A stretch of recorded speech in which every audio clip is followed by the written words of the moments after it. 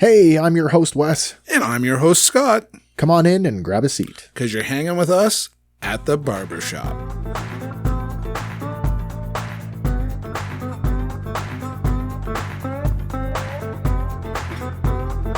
Well, good evening. Dude!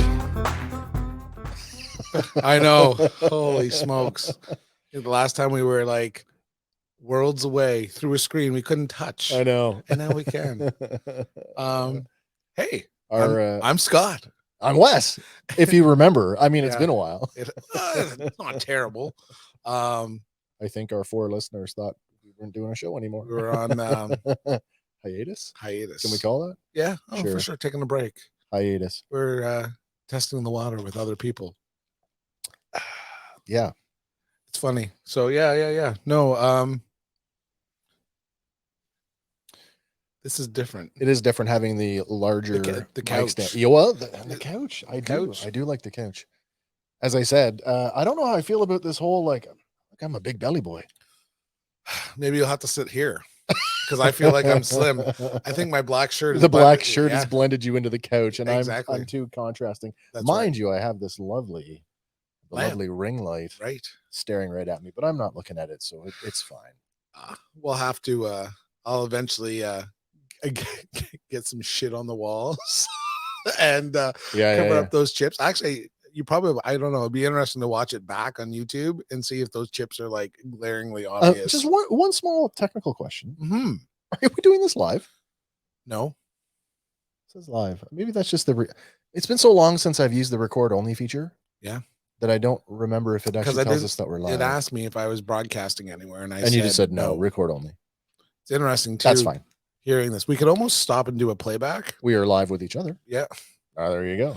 Yeah, we could stop and then take a break and listen back to it and see how it sounds. I'll tell you, if the comment tab lights up, something got wrong. Fantastic. This might be our best episode ever. Shout out to our friends over at StreamYard for the wonderful platform that they've put together. Still enjoying it.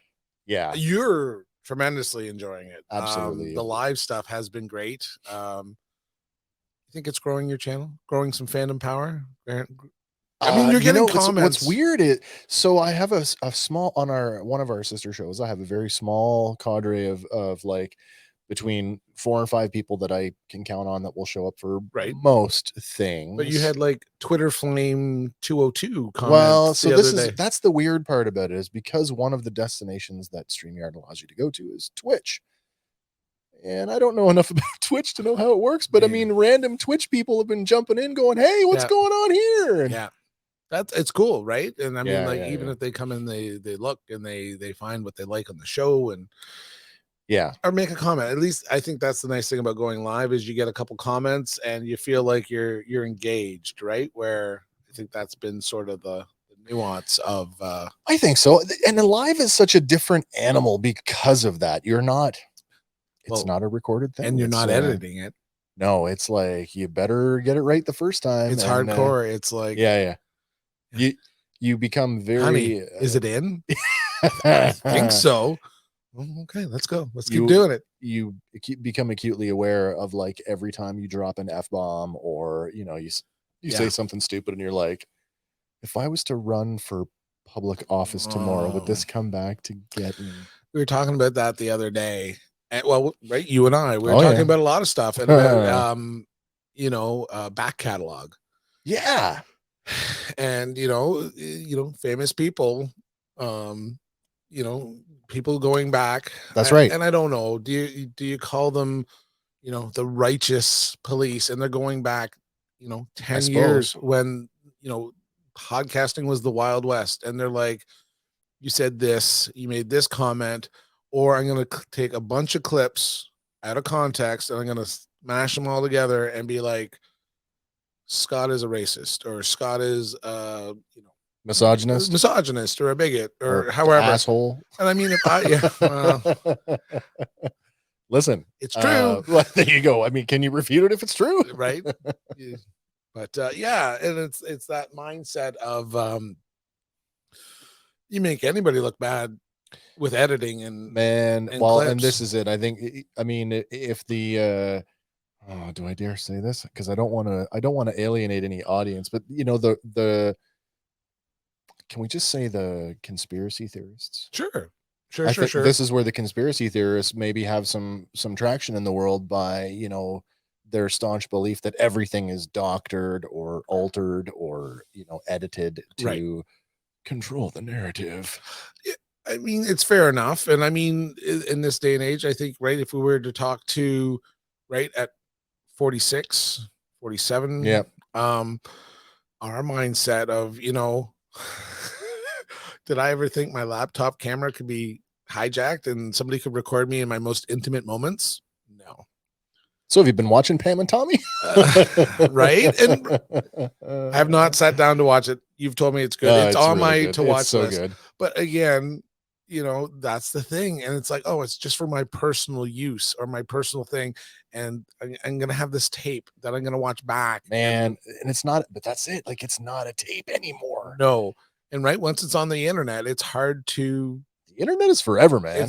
you can't scrub it. And I mean, did you know that? There's no, and like, so, and I learned something in the last year or two because I didn't realize that there's this, I don't even know how to describe it because I just don't understand the technology. But like, when I say the internet is forever, I mean, like, it's okay. There are some exceptions, but for the most part, it literally is forever because like old websites that don't even exist anymore, You can find?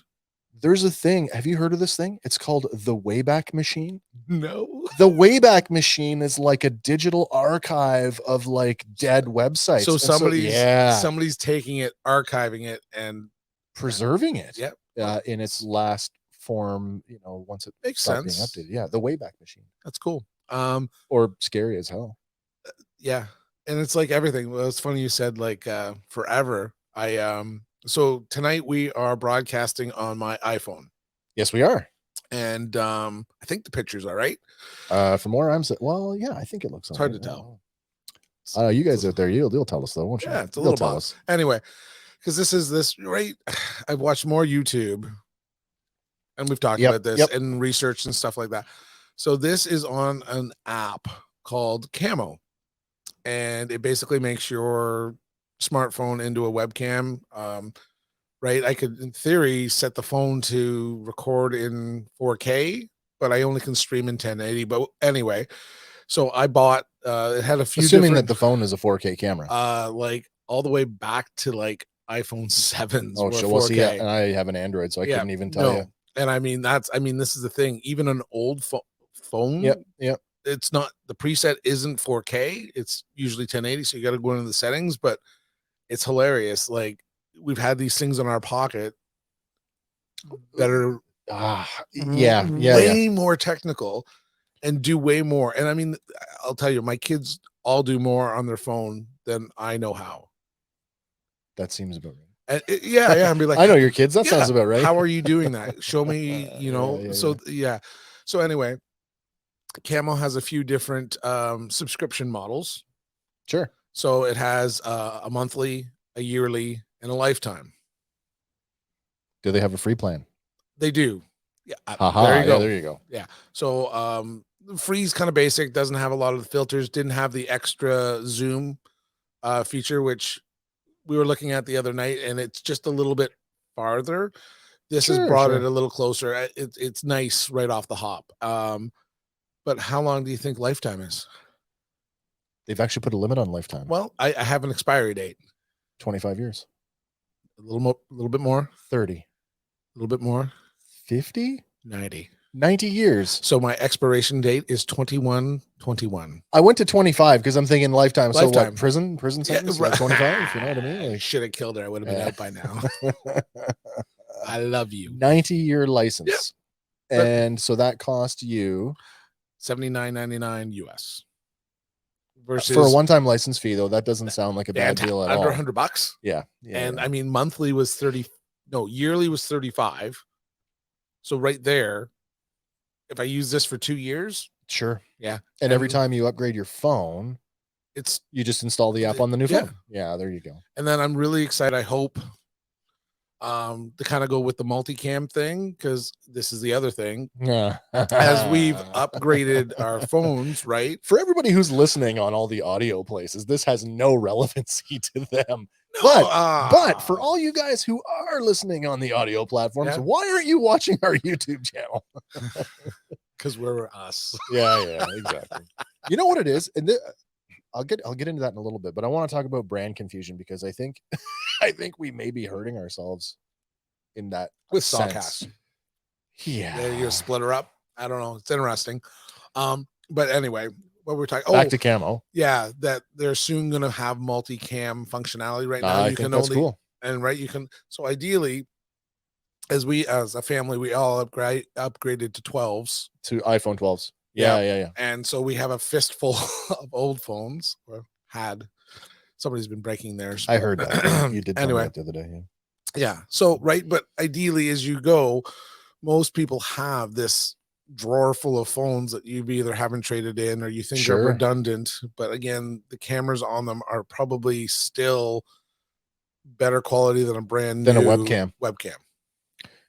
Yeah, I would agree with that. Yeah, even the last maybe 2 or 3 generations of iPhone, or it's funny or flagship phone. When we were buying these ones, and Georgia and I, my tech, I don't need a super duper camera. Yeah. I said, well, what's the difference in between the 13 and the 12? And she's like, the cameras. We don't need the best cameras. We're not doing any photography or filming. Snap. And then Jesus. And then obviously the pro version of the whatever number you're buying is a little bit better camera again, I think. This is one of the fears I have with, and I mean, as I said, we use StreamYard to do all of our video production, which ease of use, there's no comparison. The ease of use, I mean, all the guys out there that are like, OBS is so much better. Sure. I do not have the time or the drive to learn OBS. It's funny because OBS has some workarounds for phones. I have a cousin that's in film and audio, and I reached out to him and I'm like, man, Sean, I don't want to like pick your brain and and he's like, oh man, I dream video and audio. What's your question? I'm like, oh, you're the best. So passionate about it. Yeah. And he had suggested OBS and a couple other things. And it's funny, as I started searching this, it creates the algorithm, and then camo popped up suddenly. Yeah. And then Camos come up in the stream. I'm in the StreamYard community. I wouldn't say they're partners, but they've had them on. Absolutely. And they're big fans. Yeah. So, brand confusion. So let's just prime this and remind our listeners that when we started doing this was the flagship show. Yeah, this was the flagship. This is what we started this. We started out to do this because we wanted to do it together. Yes, we did. It was a buddy podcast, and now we're not buddies anymore. Don't say that. You cut me deep, Shrek. And then you get the big, I don't know, you get big ambitions, and we thought we were going to take on the world. We haven't produced anybody else's stuff. No, had that invite to go to Alberta. Who invited you to Alberta? You and those. Oh, right. That was way early. And they're like, oh yeah, we want to do this and video. And we're like, we're not doing video. Yeah, at that point we couldn't have done it. Well, I don't know if I would have gone to Saskatchewan or Alberta or wherever they were to. From Saskatchewan. Yeah, to powwows. They wanted to do stuff. I think powwows. they did. Yeah, and be very. But which I think they could be very successful at doing. But I mean, it's their time being in that space of like, if we're doing this for somebody else as a paid service. Now again, like all things small business, we really haven't thrown a lot of money at it, so no, other than on equipment, which we've been monopolizing. But hey, that's what you do, right? Yeah. Well, it makes it easier, and it makes it, I think, right. I just want to come down, have it all set up, and go, and spending a little different money on mics and setups and. Yeah. Now everybody, so I mean, people will see, they don't, on our show, they don't see that there's a third, but you hear producer, editor extraordinaire Andy, who will probably get a crack at this when we're done with it. Everybody has a mixer now. Yep. Everybody has a microphone or microphones. Everybody has headphones. Fistfuls. I think the only thing we're lacking in now is like, I think Andy's computer is like showing its age. Right. But where was I going with this? Oh yeah, brand confusion. So the idea of producing somebody else's stuff, which by the way, I'm still very much open to. Yeah. So we created this this sort of what do you call it? The parent brand, the network brand. Sawcast Productions. Yeah, the network brand. Right. And I think everything, the 4 shows that we have, we have 4 shows. I don't know if people know that, but we do. We technically have 4 shows. You might get lost in the shuffle because what are you looking for? You within that, when you bring it up, yeah, and you have to subscribe to Sawcast. But you know what? Yes. Like I said, there's tons of others that do the exact same. YouTube.com, Sawcast Productions. That are way more successful than us. Yeah. But what, right? Tom Segura's YMH. You can't go and find his podcast, like Two Bears, One Cave. Yeah. If you search that, they don't have their own page. It's off of YMH. Oh, interesting. So as a whole, all their shows, so the 3, 4, 5 of them, I don't even know. I was looking. You only listen to like what, 2 of them, don't you? 2 or 3? It all depends because they've got one with Dr. Drew. That's funny. Oh yes, we've watched him before. After Dark, he does one. He's the sex doctor. He is. I think he does sex. I think he's an addiction doctor, and by default, that kind of falls into because you can be addicted to sex. I've seen some of the emails he's read, and they don't hold back. No. Yeah, it's almost like the throwback, like Dr. Ruth or So yeah, I mean, did you listen to Dr. Ruth? Yeah, or it was or what's the other one? The other radio doctor, Sue Johansson. Sue Johansson. I mean, people would call in those radio shows, and they had some interesting questions, but they were tactful and they were very particular about the language. Yeah, the emails that are coming across Dr. Drew's desk. But this again, because like it's no not, filter. It's not coming across a broadcast. Because right, that's Dr. So Ruth, that's so true. Sex with Sue. Sex with Sue. They were on a radio. That's true. So they followed those rules. You come to podcasting. Damn you, CRTC. 100%. And this isn't. There's no one ever going to call us up and fine us for anything. No one's going to stop us. I mean, YouTube's, list of things that are no-go aren't that big. No. YouTube is a funny animal by itself because of the whole like the laws that changed in the US over the last couple of years, where you probably didn't notice it very much, but in a lot of the stuff that I watch, like toy pop culture related stuff, like anything that could be construed as for kids, YouTube was like the content creators, and I'm not kidding, like big time knee-jerk reaction. There was a period of weeks, maybe even a couple of months, where all the videos were like, warning, this video is intended for adults only. Right. And there was this like major like knee-jerk reaction about people who thought, I'm going to get my channel shut down, I'm going to get demonetized, or whatever the case may be. Well, that's the big slap, right? And when you're not monetized, what are they gonna do? Yeah, ban you from their platform, I suppose. Yeah. But yeah. So as they say, when you search fandom power, you'll get shots. Sure, you'll see all our thumbnails. And if you grab one and then you go to the thing, it's going to give you the homepage, because and it'll redirect you to Sawcast. I suppose that makes sense. I mean, we'll play around with it, and I'll show you later. Bigger companies, more successful companies, however you want to think of it, I don't think you got to worry about it. As you say, I think when you get that, and I'm hoping to get some trickle down. Well, there's the reciprocal though too, right? And that's happened because a little thing came up last week. Yeah, and I got pouty over it over 24 hours. But then Andy and I went back in and looked at it again and realized that no, it's not. I think somebody may have made a mistake. But the short version is that one of our had an invitation to monetize. Yeah, so through our audio host, redcircle.com for the I guess Yeah. anybody who's wanting to do a podcast, want to check out. I mean, there's lots of hosting options out there, and I'm not saying that Red Circle is right for you. It was right for us. It was right for us at the time, and the entry, the barrier to entry is free. And I know there's a whole difference of opinion on, like, free versus paid. The big argument is, if it's free, you're the product. Yeah. Okay, that might be true, but the revenue, the ad sharing plan that Red Circle has, which is very similar to YouTube's, we cracked the threshold. Yep.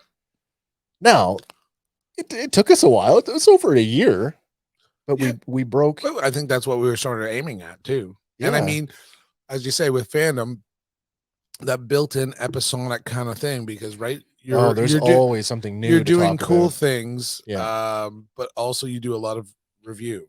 And when a show comes out, when Boba Fett came out, it was head down 7 episodes. So right there's 7 episodes of fandom power.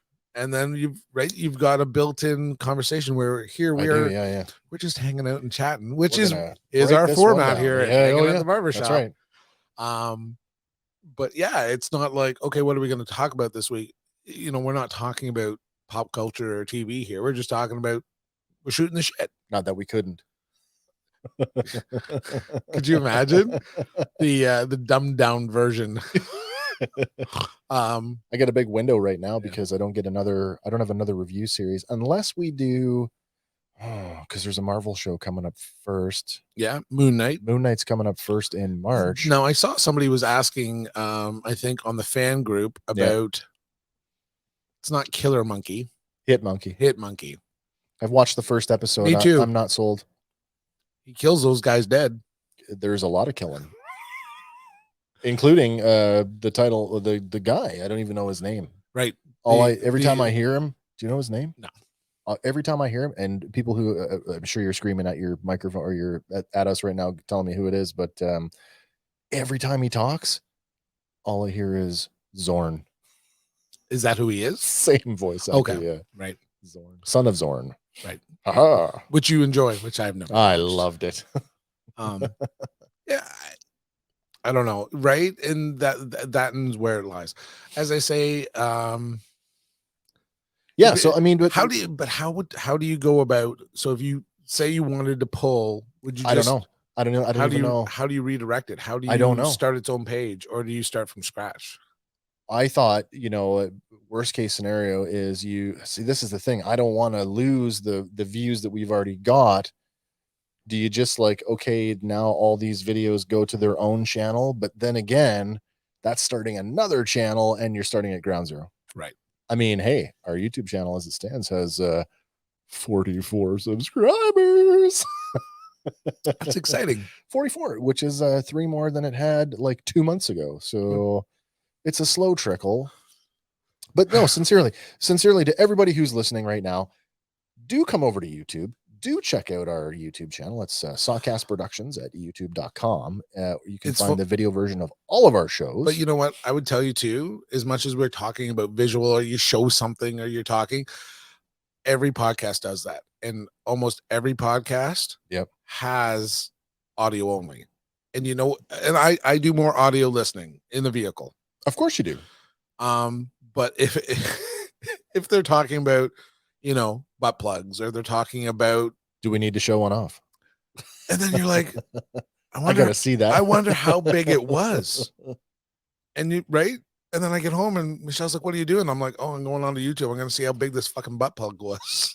And it's like, you're like, oh my God. If I came home and the first thing I said to my wife was butt plug? I gotta see the size of the butt plug, she'd be like, where the hell did that come from? Right? Oh, you've got a different relationship. And she, you know what? Kim would be worried. She would. She'd be like, what do you mean? And I love you, Kim, but that is you.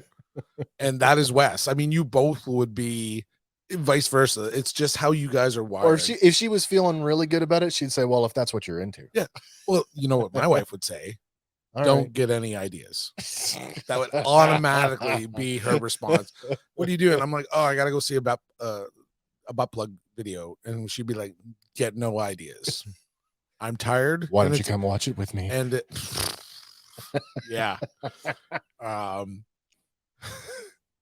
You know what? I'll tell you, when we were younger, not that not to sit down and watch pornography. That's not who I am. But okay. Friday nights on Sure. Showcase. Oh, Little Blue. Little Blue, or Red Shoe Diary. The Red Shoe Diaries. You're like, how you feeling? I'm tired. I'm like, okay. But yeah, no, it's yeah. But I mean, yeah, I don't know. Currently, I don't know anyone, and I don't have discussions with anyone that's using pornography as a marital aid. I just don't think it works well. I think if you sat down with your therapist and you ask them how to help your relationship, that might not be the first go-to. Pornography would not be top of list of. I would say it'd be on the list, though. It might be on the list, especially if you as the client bring forward, like, this is something that I like to do. Yes. Okay. They would probably say, can you not find some way to enjoy it together? Right. So here's another thing, though. It's very interesting too. Going back to Pam and Tommy, you just make your own. Right. And I mean, right. Oh, it's for personal use. And personal use. Heaven forbid the person that breaks into my house and steals my sex tape. Wow. Well, they'd be like, I can't believe somebody had saggy nuts that big. I'm like, Did I tell you the story about it was the camera angle. Did I tell you about my buddy who's got a nut the size of a sweet potato? Is there something wrong with it? So that's actually part of the story. Friend of mine who shall remain nameless, but this is a 100% true story. Talking about you, Billy. No, it's my electrician, actually. And anybody who knows my electrician can put two and two together. But sorry for Wes's. That's okay. He wasn't. Listen, when you hear it, you'd be like, "Oh yeah, he'd be fine with this." Right. We're like, I don't know. He's a year older than me, so I was like, I don't know, 18, 19. So he's like 20. We're camping when camping was still fun for me, and we're at this like little tiny trailer park, which also has like a bunch of tent sites at it. So we go and get a tent site. We're there for the weekend, and it's a big booze cruise, right? And I did not realize that through the course of puberty that he had a rapid growth spurt. And so one testicle apparently ballooned and the other one did not, to the point where he was concerned about it. And he's like, hey, yeah. He's like, anybody else have nuts this size? Well, at the time, I mean, if you think you wouldn't go to your doctor, you wouldn't ask your father. Eventually he did go to the doctor, but prior to that, so this is in the 90s. So oh my God, I was dating doesn't matter. Her. Right. In the 90s. You can figure that one MJ? out. Yeah. Nice. And so my electrician friend, he's like, hey, your girlfriend, her line of work, it's close to healthcare, right? And he literally drops trow, produces the testicle and goes, hey, does this look normal to you? You've seen a lot. And I kid you not, her words were, you should see somebody. So then it's like, yeah, it's the size of a sweet potato. And I'm like, yeah, it is. You know, the funny thing is, though, like we often go to No Frills and you can buy the not so perfect sweet potatoes that are like elongated mutants. So, you know, depending where you shop, that could have been a monstrosity. Well, there is that. Anyway, that's the my nut's the size of a sweet potato, but does it work? Yeah, it does. Well, then don't worry about it. Oh man. I mean, it's hilarious. I've had my nuts out to more doctors. Cough. Yeah, well, right. And Michelle was pregnant. And right had a new bump. I'm like, that's not natural. That doesn't belong there. I can tell it doesn't belong there. New bump. Okay. So go to my GP. Yep. Slap them out on the table, you know.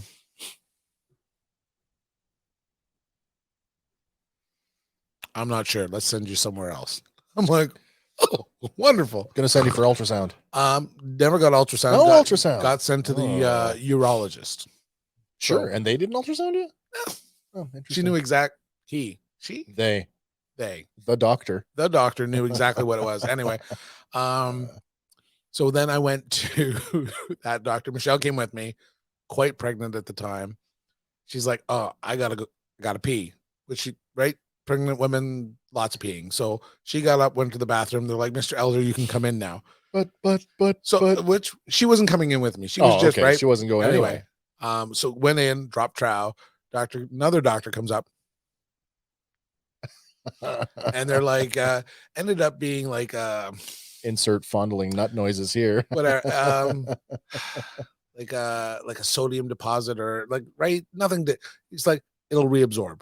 If it doesn't reabsorb, call me. Was it a hydrocell? I can't remember. No, doesn't matter. Okay. Anyway, nothing bad. Get back, get into the same chair. Michelle comes back from the bathroom, and I get up. Is it time to go? And she's like, "Where are you going? What's going on?" And I'm like, "Oh, I've been in and out."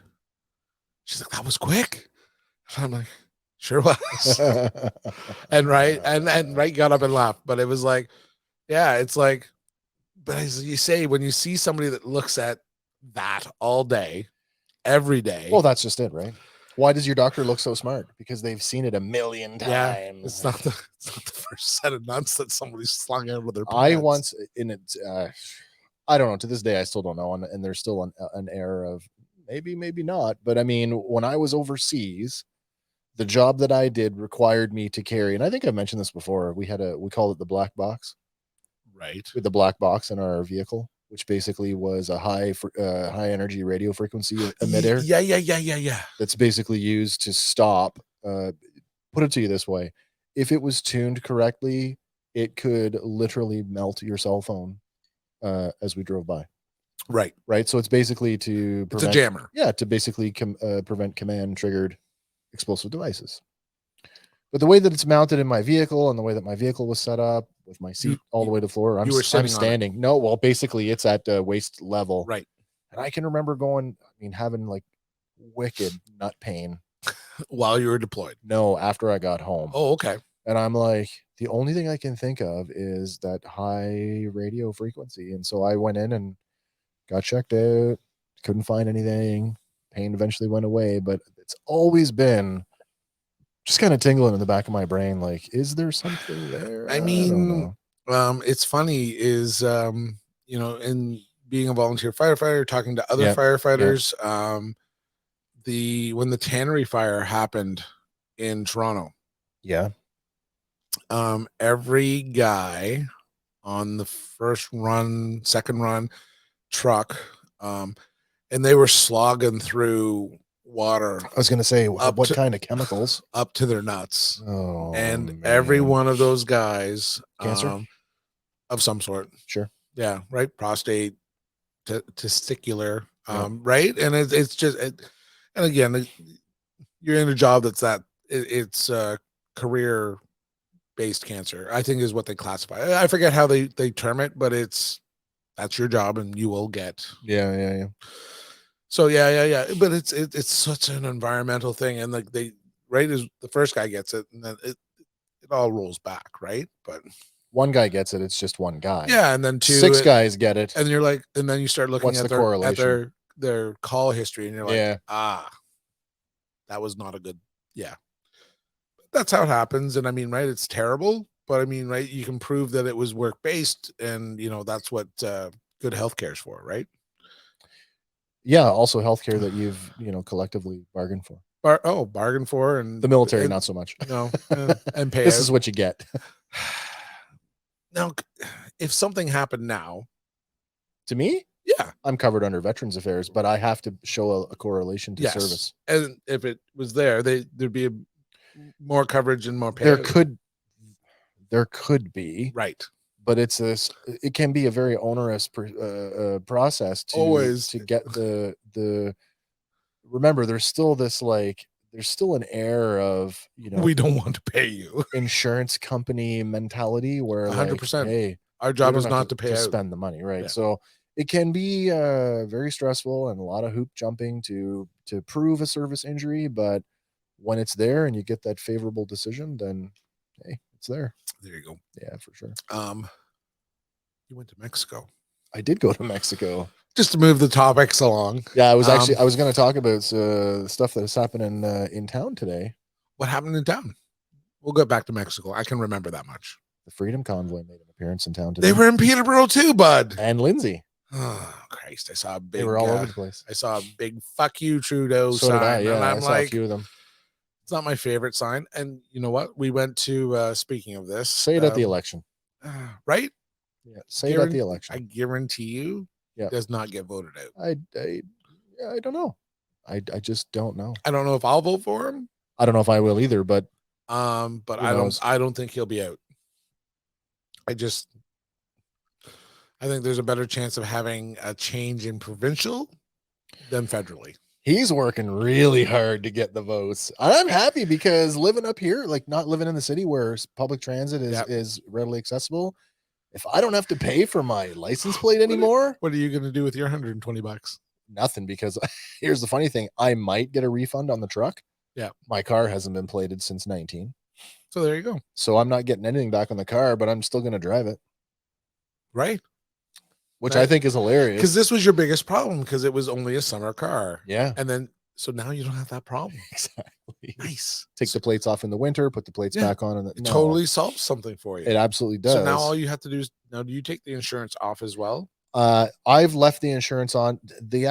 My insurance company has what they call suspension of coverage, which basically allows me to maintain full coverage as long as the car is stored at the address that I put on file. Yep. It does not move. Right. But it gives me full coverage. Because then if it burns, you have a payout. Or if you walked in, kicked the car, hurt yourself, and tried to sue me, I'd still be covered. Right. Yeah. So I do that every winter. That is a possibility in your garage.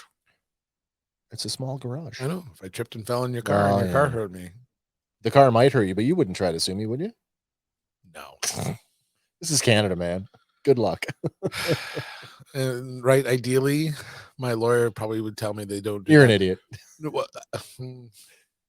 probably don't do that type of law. Oh, yeah. Personal injury law. So she'd be like, I would suggest you call Mr. Jones. No, around here, what would it be? It'd be a Kotech? I don't know. Kotech. She doesn't do, and I don't think she does family law.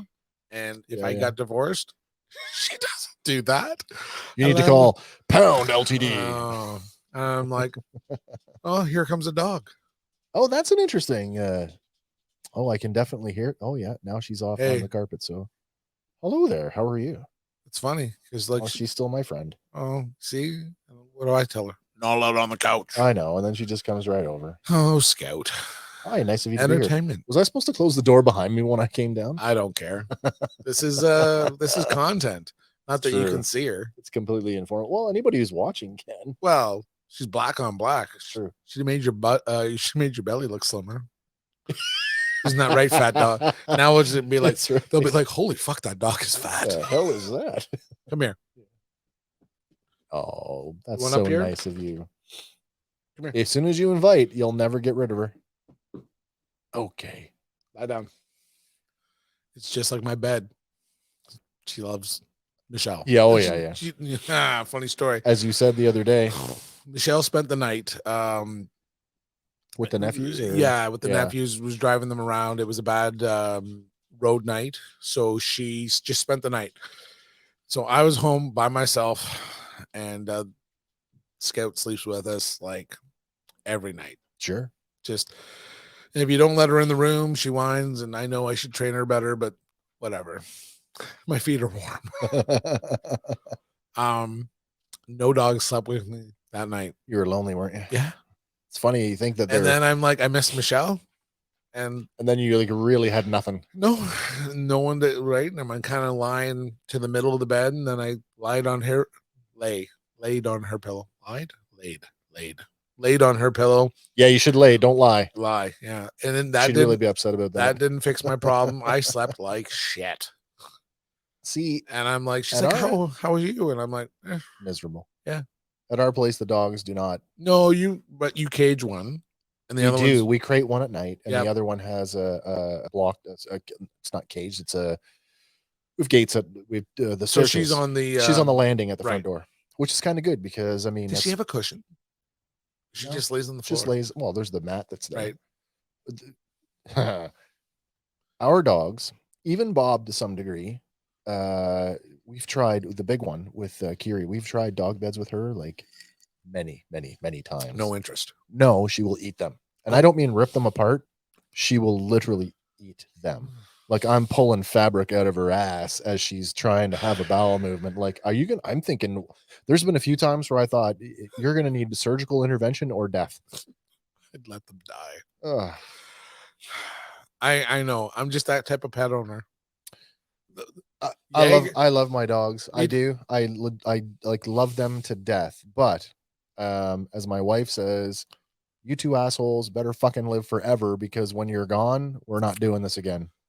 This was the idea that Michelle is on no pet situation, and they both right. They love her.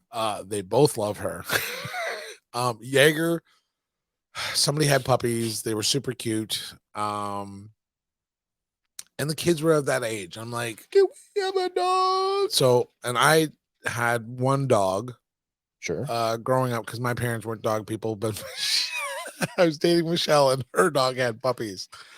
Oh, and I brought home a dog. And again, same thing. My dad loved that dog, and that dog stayed at the house when I left. So it was there. It was you brought home a dog. I did. That was me with cats. Right. Brought stray cats home. And my dad and mom loved that dog. And I mean, when that dog passed away, my dad was super sad. Like they become part of the family. They really do. They do. But they have not bought another pet because it just you don't have and they were still traveling then, and you don't have to worry about the dog. Super. That's where I'm at right now. Yeah, because you gotta find somebody to dog sit or board them or all those things, right? I have a go-to now. Yeah. My father-in-law lives in town now. Yeah, that worked really well. It did work really well. That's nice. He was sure happy to get the hell out of Dodge when we got home. Oh, right. But I mean, that's the nice thing too, is that, you know what? That was nice that he had somewhere to go. I think that when he was there, and I genuinely believe this, is without us there to interfere with his way. Yep. He loved it. Right. I believe that he loved it because there was some pushback with how when he lived with us about how he would handle the dogs, and we're like, no, they're our dogs. They have a routine, and now you're messing with the routine. Yeah. I think with us being away in Mexico, it was an opportunity for him to. Yeah. Did it take a week to get the dogs back into their schedule? Not so much. They've both been doing weird things since we've been home that they didn't do before we left. Right. So something has happened. I don't know what, but it's not unmanageable. Yeah. But yeah. So the dogs love Michelle. The scout that came down and visited us tonight, she's totally a leave behind. That is Brandon and Megan's dog. And they thought if they took her when they moved out, that Jaeger would be sad and lonely. So they left her. So, well, it's not like they don't have other dogs. I don't think dogs, the plural of dogs. How many is up there? They have a pack. Is that the best way to say that? I'm not going to say how many dogs they have because they might be over the city limit. Oh, wow. Doesn't matter. Let's not talk about it. Okay, fair enough. Yeah, they have a pack. We went to Mexico. Yes. Before the dog wandered in here. Cerveza por favor. Yes. So after what? 2+ years of you had a travel voucher of COVID-19. Well, that was a whole other story. We got the money back for that. We got our money back. They did a payout. We did get a full refund on that when Transat, Air Transat finally got the government bailout. Part of that was so they could pay back. Right. So we got everything back. Okay. And we're like, yeah, we'll take it back. We could have left it in a future travel credit. The reason we didn't do that it makes you nervous. No, the reason we didn't do that was we didn't know what was going to happen when the company was up for sale and the Air Canada thing was looming, that Air Canada was potentially going to buy them. Right. You wouldn't want to be stuck like Video Image in Fenland Falls when they sold. They didn't honor any of their coupons. That was before the law. Isn't there a coupon law now? I don't know if there's a gift card law. I don't know if it fell under coupons. My dad went in because I got him a coupon book. He liked renting. I remember their coupon books. You betcha. Fred liked watching movies. So every year I got him. It was an easy gift. Sure. And even if he bought his own coupons, he could use more coupons. Not like when he buys a book. You're like, you said you wanted that book in September, and now it's now Christmas. like June the next year. Have you read it yet? Well, no. Oh, let's not go there. All right, I got started. That's me. I've got books lined up on my shelf. I'm gonna roast my father. Oh, okay. So, talks about a book. I'm like, awesome. I'm gonna buy it for him, and he'll get it at Christmas. Sure, he'll love it. Yeah, and he's like, oh, I couldn't wait. I bought it. He's like, why don't you keep it and read the new copy? And I'm like, okay, Dad. Yep. I also, when they moved to Bowmanville from Fenland, yep. I'd been working at Mark's. So occasionally I would buy him Mark's clothing. And when we moved them, we're emptying closets. And I'm like, oh, there's, I bought you that like flannel, like camp jacket. Yeah, yeah. Tag still on it. And I'm like, you've never worn it? I'm taking that with me today. Yeah. I am taking this gift back, and I am never buying you a piece of clothing again. So, but that's the thing, right? With Christmas gifts, right? He's done the right thing. He's kept it. He's taken it. He's received the gift with the spirit that it was intended. Yeah, didn't like it, never wore it. I never need, I don't know. Didn't need it. Didn't have the situation to wear it. I'm sure he said he loved it and he said thank you. Of course, because that's the right thing to do. It is. Yeah, and I'm like, you could have returned it and got something, a pair of shoes. I already got a pair of shoes. I don't need another pair of shoes. Why do I need another pair of shoes? But this is the nuance with my parents. They're both, if they need it, they go and buy it. Get it. That's me. Yeah. Kim will tell you that. That's me to a T. It's hard to shop for them. So, so we bought them food this year. Nice. Bought them a beautiful stuffed chicken breast. Did you buy them like a box subscription service? It's not yet. Yeah. We were talking about that. Like a food box. Yeah. And the good like, food box. Or yeah, like shit. Fresh food, fresh fuel, fresh food. I don't know. Doesn't matter. There's a ton. Anyway, we've talked about that. But anyway, we have a butcher we go to. So we actually bought them like fancy stuffed chicken breast. And my mom's like, oh, we were thinking of pulling it out. And she's like, I just don't know how I would cook it. And I'm like, in the oven, Mom. Yeah, throw it on a fucking pan and put it in the oven. And she's like, should I take the stuffing out? And I'm like, no. And I'm like, was it a meat and potatoes kind of place at your house as kids? I was picky. Well, right? But we know that. Yeah. So, I mean, a lot of it came down to, it was very simple. So, right. But I mean, right. A stuffed anything might be kind of foreign. Outside of the, yeah. Yeah. Outside the realm of not sure what to do with this. Maybe. Interesting. I don't know. You ruined your parents for food. And now you're trying to get creative and they don't know how to react to maybe it's my fault. Oh, here we go. I'm sorry. It's my fault. I didn't know what I was creating. I've exposed you. I'm so sorry. Thanks for wrecking it. I'm more sorry for your mom and dad. You should be sorry for me because you just wrecked it for me. Oh, but yeah, I don't know. And my poor dad struggling with his sodium is low. Have you ever heard of that? Low sodium. Yeah. If you're not eating it, it's funny because it's like everybody I know is like, oh, they're all so worried about too much sodium. Your dad's like a super trim dude. Sure, he's gotten a little pudgy, but he's still. We all do with age. Yeah.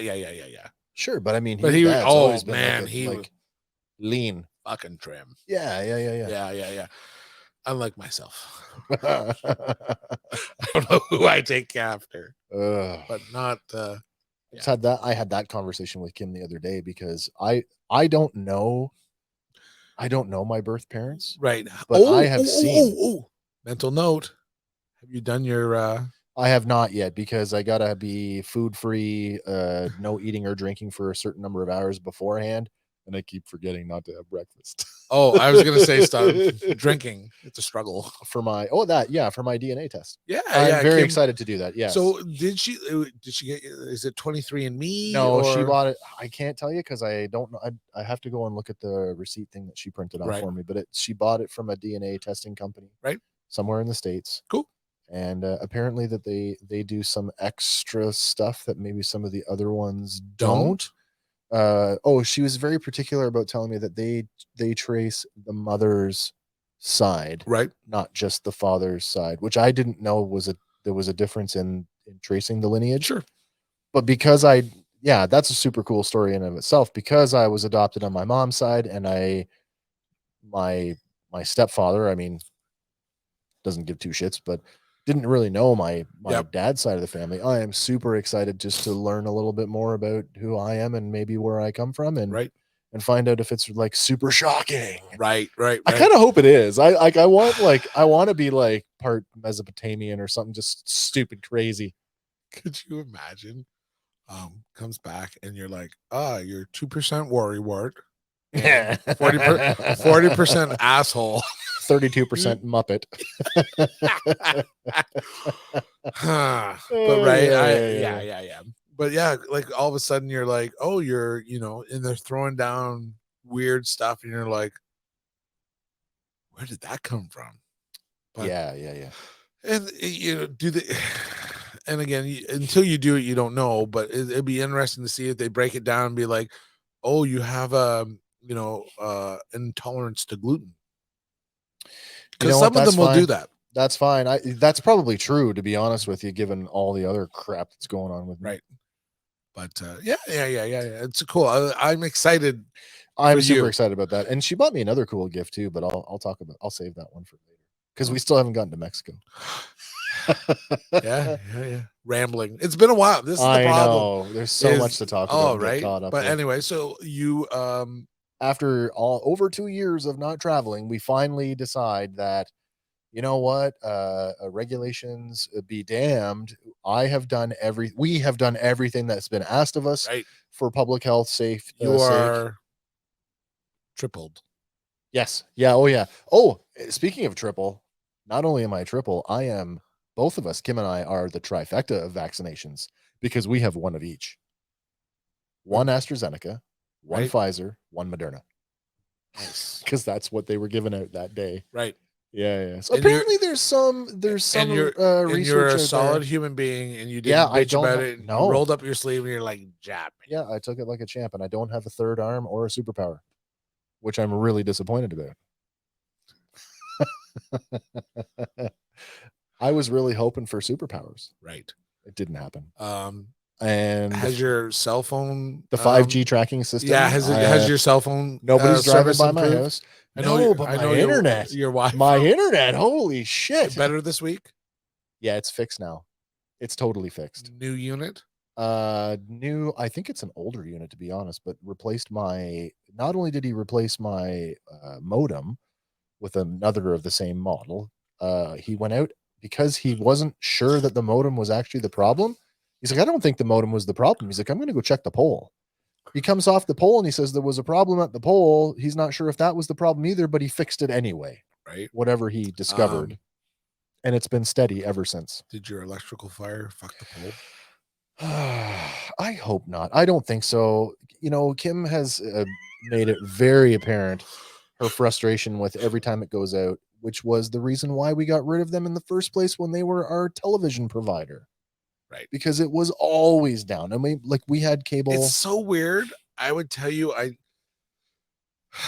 don't know if it's because you guys home-based business. I don't know. And right, whether you noticed where, like, right, you're in the house and you're doing things all day. You don't leave the house. Yeah. Where us, I mean, like, we're gone 10 you're hours a day. So if it's down during the day, who cares? Unless I had a day off and you've interfered with. You ruined my TV time. My TV time or my bedroom time. Yeah, right. The wife's left. I wonder what I'm gonna do. I'm still in bed. www. Oh. Yeah. That's so terrible. Where was I? We're talking about Wi-Fi. We're talking about Mexico. So many things have happened. Okay, we took the chance. We decided we're going to go to Mexico. Actually, mutual friends of ours that we went to high school with posted a thing like back in November. Rob and Michelle. Bert. had said that they just made a random Facebook post basically at the airport getting on the plane.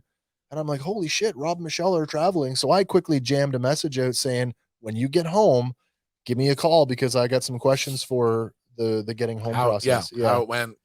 And I think within a day or two of getting home, they had called us, and I asked all my questions about what was it like coming over the border, getting back into Canada. When they went, where did they go that time? Mexico or Cuba? Mexico. Right. They had gone to Mexico, yeah. And then they went back. Yeah, on the one that we just went to. Right.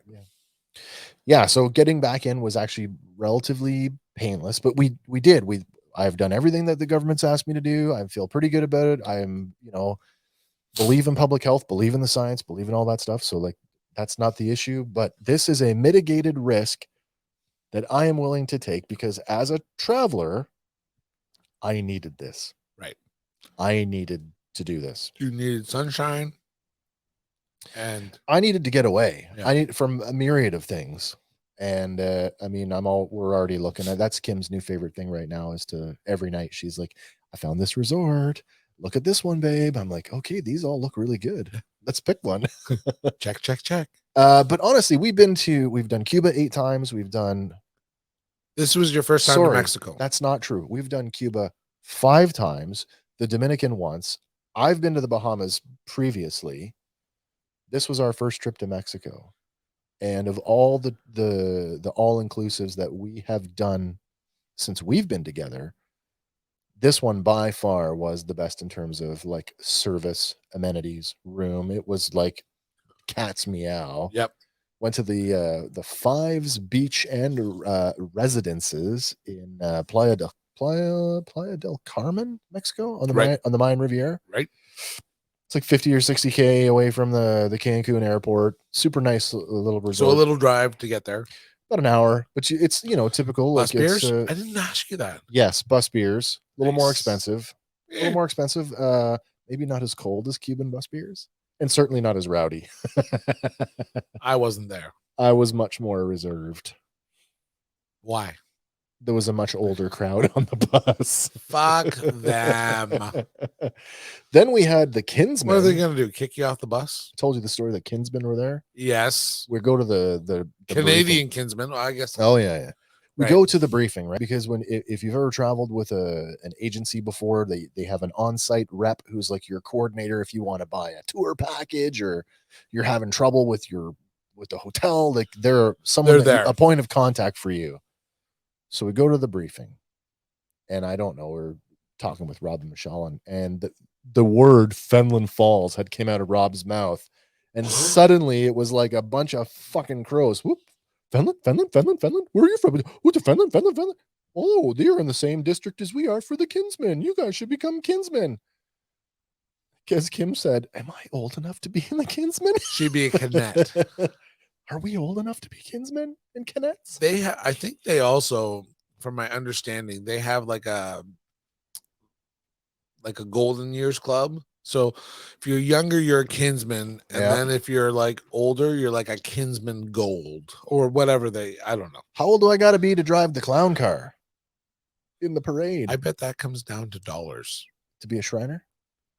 That too, right? I think you got to have a lot of money to be a Shriner. Right. You got to pay for that stuff. I mean, they're helping people. Of course they are. I still like watching the little cars in the parade. Sure. I think they're cool. And their little hats. Yeah. So Mayan Riviera, we never been before. The idea was we could do this trip. And very specifically, this resort offered a swim up option. Right. Not a swim up bar. Swim up rooms. And I thought, that's great. We'll be able to like step out of our window, step out the door on our patio. And fall into the pool. Exactly. And still be able to have the swimming experience without having to be on top of people. Right.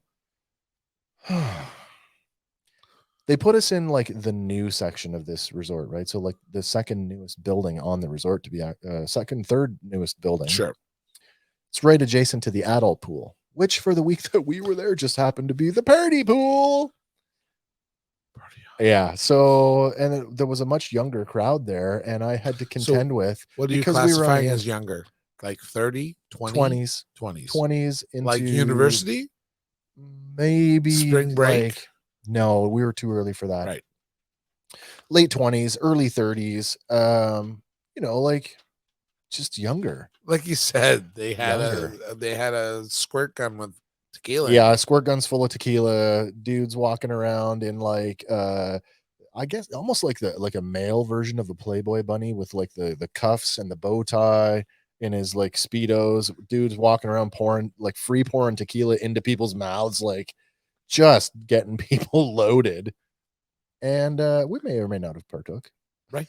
I think you said you got more tequila in the pool than I did. It Yeah. was like pouring out of my mouth. It was like overflowing, and I'm like, I don't know how I'm gonna get this down. oof. But yeah, had a great time. Had to remind people that my patio is part of my room that I've paid for. It's not your public walkway. Right.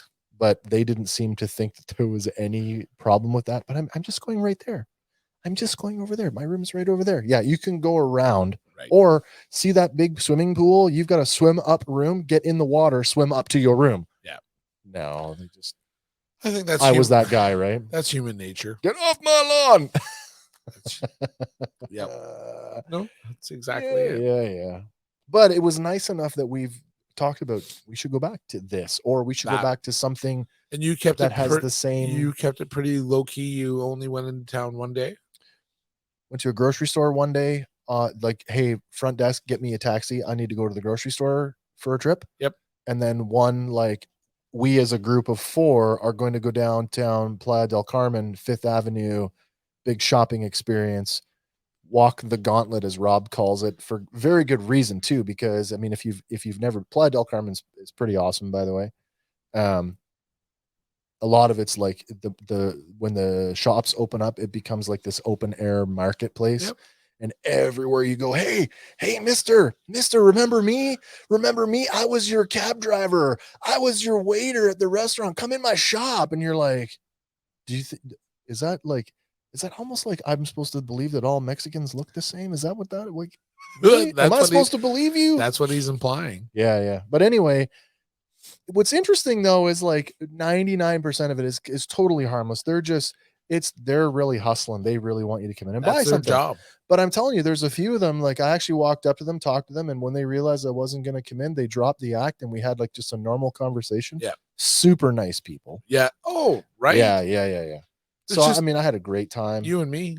Yeah. No different. Had a great time. Would totally go back. And now that we've done Mexico, it's like, and Rob said it too. He's like, I know you love Cuba, and so do I, but you go to Mexico, and he's like, you might have a hard time wanting to go back to Cuba after that. Yeah. There's a lot, and I mean, right, there's just more of it, and it's more open. Not only that, I mean, there's the difference, just the economic difference. 100%. Yeah. There's no sanctions. No, and I mean, like, I can buy Mexican currency in Canada. I cannot buy Cuban currency in Canada, right? No, exactly. No, and I mean, we've been back to Cuba more than anywhere else. Yep. But again, we've been to Mexico 2 or 3 times, and we've enjoyed it, and we've done different versions. I think too, we've been to Baja, which is basically, nobody told me, and no one told me this. Tacos. Ground beef is not a taco, by the way. Exactly. I had no idea. And what, hard shell? Like, no, that's a giant corn chip. That's what that is. Yeah. Real tacos? Soft. Nothing. There's nothing. No, there's no comparison. No. As somebody who, as a rule, is not a spicy food eater, right? There was enough variety that I could get the heat to get an authentic Mexican experience without dying. I would automatically say that you're not a heat guy. I'm not. No. So that's good. I'm not, yeah. But I mean, I'm in Mexico. It was like going to Cuba. You don't go to Cuba without trying the rum and a cigar. I'm gonna go to Mexico. I'm gonna have an authentic Mexican food experience. So I really, really really enjoyed it. Good. I'm glad. And that's exciting. There's only one thing about Cuba that I will say this. And we had this conversation the other night when we were over for drinks. Yep.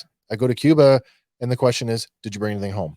I did not bring it. Well, we like little souvenirs and stuff, but it's like I did not go and bring like bottles and bottles of booze home because Besides from tequila, which I'm not a tequila drinker, all the other booze options, there was no right. I could get it here, and there wasn't really that great of a no. There was no price break that made it worth. Whereas going to Cuba, there's a couple of different Cuban rums that I like. You just don't can't get off the island. Right. Other than if you try to order it through, you never figured out that. I didn't figure out the place in Alberta, but somebody got me some birthday rum, so I was pretty happy about that. That's exciting. That's exciting. Just downplay that. Sure. Somebody got me some birthday rum. Was it me? Yeah, it was totally my. Yeah. You know what? Let's be honest. It wasn't me. Michelle got you wrong. Thank you, Michelle. Thank you. I know you're up Michelle. There. Yeah. So fortunately, we were home for my electrical fire. Could you imagine if you hadn't been? Actually, you know what? Knowing what happened, the sequence of events, now that I've been able to replay it through my mind, nothing would have happened. It would have been no worse for wear, and nobody would have been any wiser. Because by the time, so to set the stage, you just think a breaker would have been thrown? The breaker was tripped because when Kim was looking at the panel, I yelled at her to turn it off. Right. Let's just set this up. It's a relatively warm day as we're recording this. It's still February. Yeah, still February here. But we've had a few warm spells, and so Kim has the hair salon in the house. For whatever reason, because it was a nice day, we left the inside door, the steel fire door, left it open, so it was just the outside door, patio. No, and screen door. There you go. I'm sitting at the dining room table having coffee, and I hear this god awful like, and I turn and I look, and I kid you not, there's this like 3-foot long gout of spark and flame shooting out of the ground from the corner of my garage. From the ground, but it's shooting up on like a 45, like into the air. Yep. Like if my truck was pulled up any closer, it had been into the grill of my truck. Right. And I'm like, holy shit, that's an electrical fire. So I immediately jump up. Kim, turn the power off. Does she have a client? She does. Okay. Yeah, she has a married couple. Nice. So they're both there. Sure. And everybody's on their feet. As soon as I say electrical fire, I'm like, turn the power off. They're all on their feet thinking they got to get the fuck out. What's wrong? There's an electrical fire outside. What? Turn the breaker off. And then of course she flips the light on, runs into the laundry room, gets to the panel and says, which one? And I'm like, all of them. Just turn the main off. Which she does. Sometimes that's hard to tell. In that emergency situation, though, that's what I would do every time. Turn everything off. Just hit the main. Yep. So she does that. But over the course of like, okay, we can all take a breath now. The immediate danger is over. The building is not on fire. There's no, major damage or anything. I'm able to like get the cord out of it was an extension cord connected to our Christmas lights. Right. Where the connection was made had come loose from where it was tied off. Yep.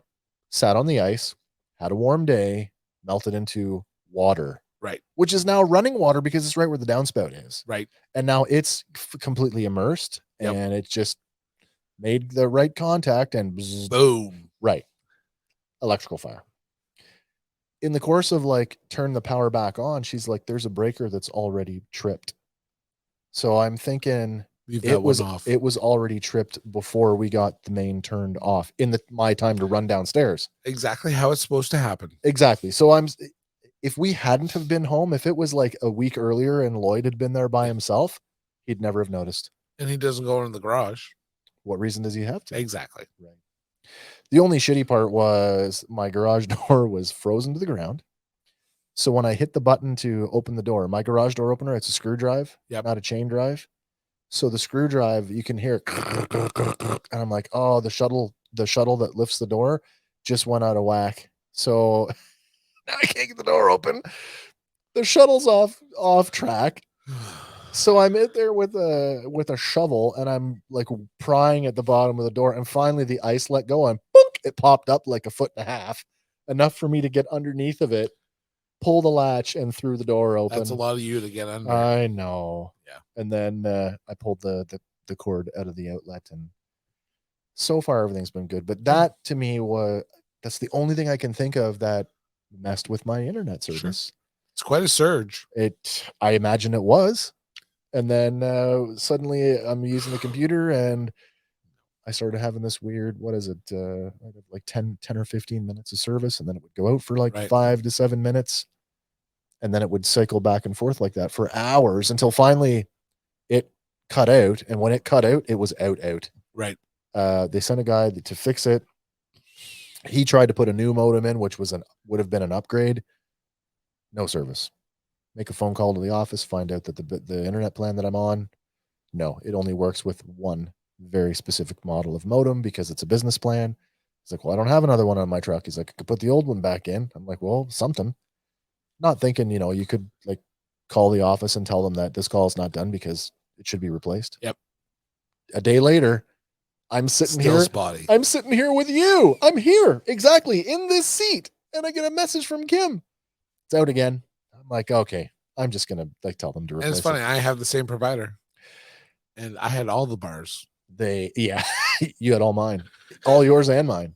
You bastard. Anyway, the guy who did our initial install way back in November, came back the other day, and swapped it out, fixed it up, did whatever was wrong with it at the pole, and I kid you not, it's been as like solid as a rock. Nice.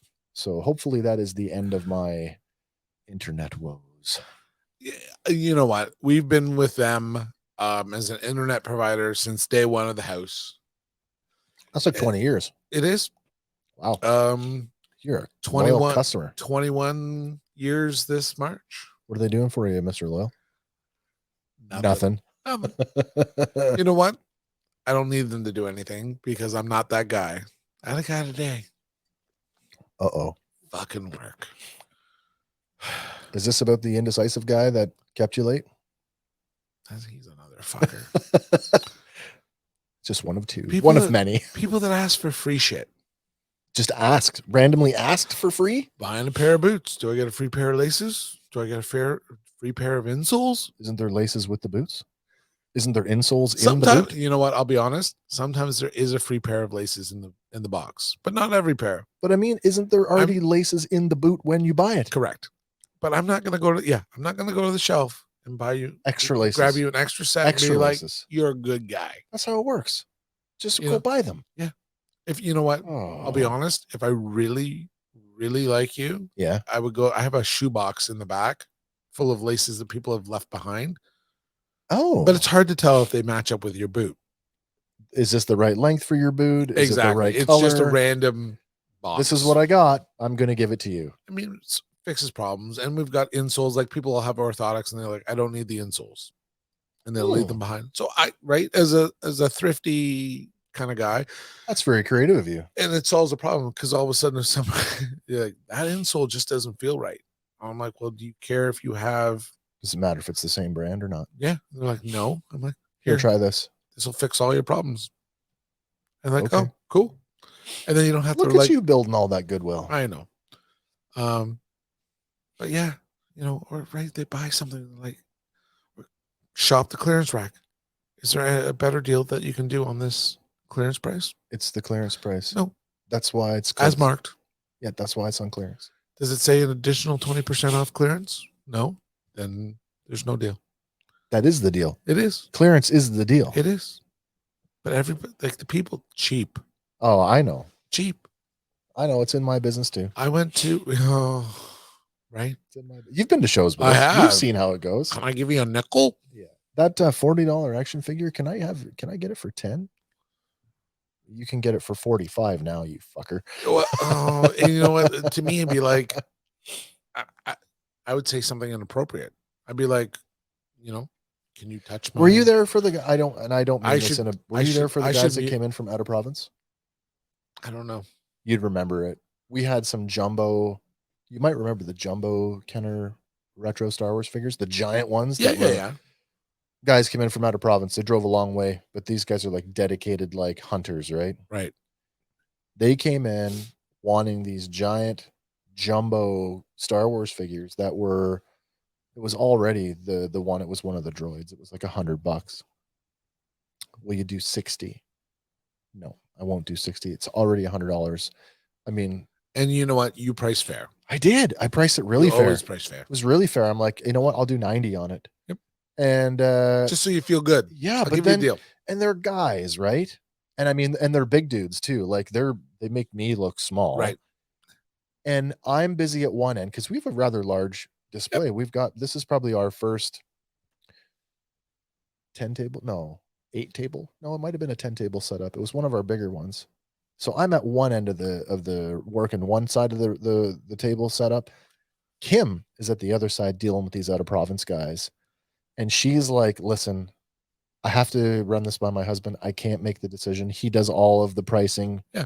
This is what it is. It's a fair price. Go ask him. Like, they completely dismissed her, thought they were going to throw their weight around as men, and basically ignored her. And when she came to me and she explained what happened, that they were basically trying to intimidate her into a better price, I'm like, no, 110. At first it was like, no, it's 90. Like, it's marked at 100. I'll do 90. And then they got almost belligerent. And finally they must have came back 3 or 4 times until finally I'm like, no, it's what it is. And if you don't want to pay that, come back again. It's going to be more. I'd rather pack it up than sell it to you. I don't have to sell it to you. And by the way, I'll still be in business tomorrow. So whether it goes here at this show or not, doesn't matter to me. I'm perfectly willing to pack it all up and take it home. Exactly. Yeah. Especially when I had help that day. It's so funny though. It's like, man, I don't care whether you buy it here, buy it there, buy it. I don't need you. If you come and tell me I could get it from Amazon, then you should have bought it from Amazon. Why are you here?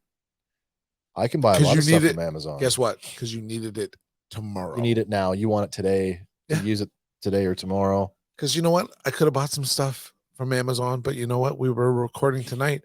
So I went down to Best Buy and I bought that tripod. Why not? It was on sale. So I was happy. And I bought an SD card. I was going to say, did you ask him to throw in the SD card? Did you ask him for a pair of laces? No. Can I get a lanyard? No. I didn't do anything. I'm like, where are the SD cards? And he's like, pass the cameras on the left. Thank you very much. Thank you. And I went down and I'm like, do they have cameras in stock at They do, but do they have my camera? I didn't look. I was on my lunch. Do they have the one you want? Dude, you didn't actually look at cameras. There was camera. Okay. Half hour. That's fair. And I'm like, what do I need to do shit tonight? I didn't need a camera for today. No. I needed a tripod. And I didn't even need the SD card, but I wanted to buy one. I didn't even buy the one I wanted. I bought, but nice thing was, I wanted something a little bit or mini, micro. Okay. But, because your the Rode.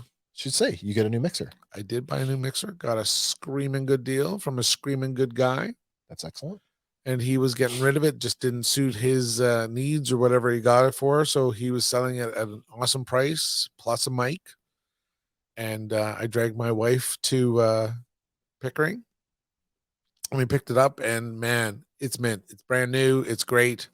And it's right. It's the big two. It was on my short list. I would tell you, big two, right? The Roadcaster's been out a little longer. A lot longer. It's had a lot of good updates that have dragged it along and improved a lot of things that were wrong with it out of the box. It has had a steady flow of firmware updates since day one, really. Yep. And like to me now, I mean, I would tell you, I think just my mixer looks like the Rodecaster Pro because of the Rodecaster Pro. Exactly. So right, Rodecaster, Tascam, Zoom. My opinion on what's out on the market. I agree with that. I agree 100%. But yeah. And I mean, like, and the Tascam has better features because they modeled themselves after the Rodecaster. But that's the way that big companies work, though. Yeah. I just saw the other day. We both have. Of course, you can't see it here. We both have Shure microphones. I know we're using the Rode, pod mics tonight, but the Shure, the MV7. I just saw it came up as a sponsored ad in my news feed. Somebody else is making a microphone that looks an awful lot like it. I mean, but that's the Shure, that SM7B look. I saw a video the everybody other wants day, it. and I'm not sure who is making it, but they're like the tagline on the video was the MV7 killer, Well, that's rather bold. right? But makes you tune into the video. Shure already had the MV7 killer, the MV7X, because almost nobody's using it as a USB microphone. But it's nice to have it that way. It absolutely is, because if I want to take it somewhere and all It's I have, funny too, because I'll be, when you bought your second one, yep, I'm like, did you buy the X? And you're like, nope, what's the X? I didn't even know it was a thing. Right? I'm like, it's cool. I had no idea that was a thing, but And it only drops, I don't know, what did it drop the retail by? 30, $40. So Still though, if the you're never, versatility, if well, you're never going to hook it in, it has a great, because when you plug it in, it has its own it does have its, equalizer. yeah, it does have its own software. That's the Yep. thing though. It's a software thing, right? Which for me, great if you're into all that, but I want to eliminate as much software from my setup as possible. Right. I want a straight connection. I want to plug and play. So for me, the XLR will always be my go-to, and, Yep. and I'll tune the settings. Wait till you get into that, tuning your settings manually, which you can do, or you can use the presets. And the nice thing about Rode is you can actually, there's an app that does it, and you can actually, instead of using the slides, you can actually do it and type on in desktop. Oh, there you go. That's cool. So you can finite. Yeah. Yeah. I think we're an hour and 20. Are we? That's pretty good for shooting the shit. Oh, I was just gonna sit here and keep yapping until you told me go home.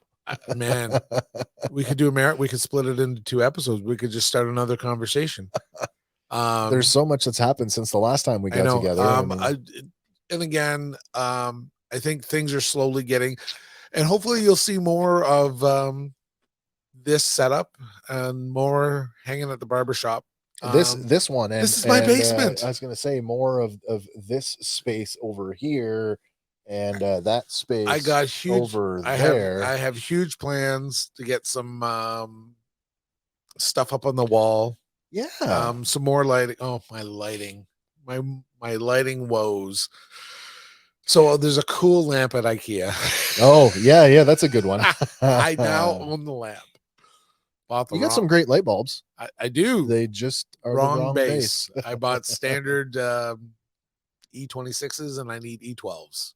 Need the chandelier base. And they have still been back ordered. So eventually I'm going to order something off of Amazon, but IKEA has bulbs. Yeah. That right for the lamp that they sell. Yep. Makes sense. And they have a wireless smart solution. And so I could be like, oh, like, right. I could tell my phone to set up the barbershop. You could have a preset or something. Yeah. I could have the lights in the background to be green. And then if I was doing Scotty Doesn't Know, they could be orange or yellow. Yeah, that's super cool. Cool things. So no, I'm excited this is working with one camera, and that we're in the basement and we're recording, and we're not doing it two different spaces or 2 cameras. You know what? And it works, and I like it. But I mean, there's certain dynamic. There is something to be said about having this type of conversation in the same room. Yep. It just, like, the style of our show just lends to that. Yep. And so I've slowly been, and God bless you. It's bad for what did I do? You're my friend. Oh, and you're welcome. Yeah. But I mean, right. And I say God bless, because it's like you move so fast and so decisive, and you didn't hesitate, and you moved, and you had the liquidity at the moment. I did too. Honestly, if I hadn't have had it, it wouldn't have happened. I know, but right. And however you want to talk about headspace or wellness, or how you internalize it, or your internal monologue. And it's like, man, you were up and running. And it's like, off to the races, right? Because if you're tuning in and not realizing that we had a catastrophe with our previously loved our poor computer, our Mac went and non-fixable. So no, I mean, honestly, buy newable. Yeah. And right? And I kind of like, I like the idea, and it's like, okay, if we're going to continue with this, um we're moving into our own space. And I mean, right, the space that we were recording, it's changing and evolving, right? Yeah. So it's not going to be there forever. No, it's a commercial space. So I So mean, wherever you sit, and we've talked about it. So it's like, oh well, we've got space. You've got the office. I've got a basement. yep. Very underutilized. Yeah. And we both have very understanding wives that know that that we love this. This is fun. Oh yeah. Like, Yeah. as much as it is, and I often say too, is you have such a great ability to pivot. Just from your, thank you. oh man, because it's that ability to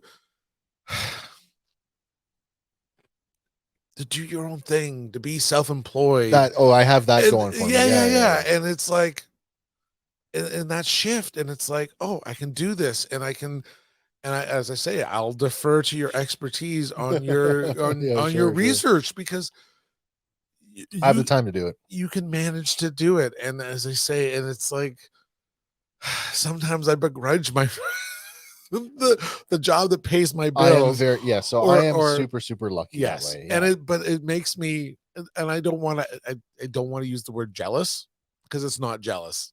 Envious, it can be that. It can be that. Envy. It can be all of those things, because that's what you're feeling. And then, you know what? And it's always from a good place. Yeah, I think, because it's like, man, I love you. But it's like, and I just fell behind. No, you didn't fall behind. You were just kind of, in your own time. In your own time. So it's like, because I've had the Mac Mini since not long after I bought mine. No, but then it was like, and then hey, anybody interested in a Zoom P4 PodTrack P4? Yeah, I've got a beautiful one, used one time. Which, you know what? It's still an awesome piece. I still think that I think you should reconsider getting rid of that. I think I might keep it, because I think, it's economical. A lot of the things we talked about last year, like, and that's why I bought it. Location stuff, reasonable. I mean, if I did not have the movement, and the road was not the price it was, you can chuck 4 microphones on that device. Yep. 4 sets of headphones. So I mean, let's say, here's a good one. We've talked about it before. We're up at the local winery next summer, having pizza lunches on Sunday. Do you want to drag and we get these, or do you want to drive? You grab the P4. Yep. You throw it in a purse, because that's how small it is. Yep. You get there, it's on batteries. Yep. And we can have walk in, walk out, interviews like all day. Oh, there goes that light. There it is. So apparently that's how long it lasts when you run it. That was full charge. Was almost a full charge. And that was 100%? At 100% brightness, yeah. 1 hour, 28 minutes? I think that's actually longer than what it's spec'd for when I bought it. So that's actually pretty good. It actually changes the video quite a bit. It really did, yeah. That's very nice. I like that. And it's 100% customizable. So that's full RGB. Like, you can set the frequency. It runs on batteries? It's an internal battery. Oh, internal. It's got to get charged. Can you run it plugged in?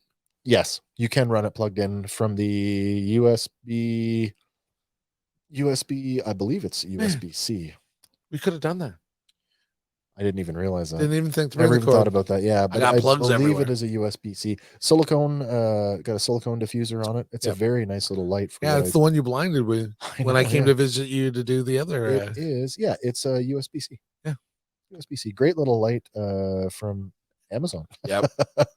There they are again. Yeah. So, I mean, you take that, the PodTrack, the P4, and we get our friend Keith, who does all of the pizza making. And, I said we should go visit the boys at go down to Henry's.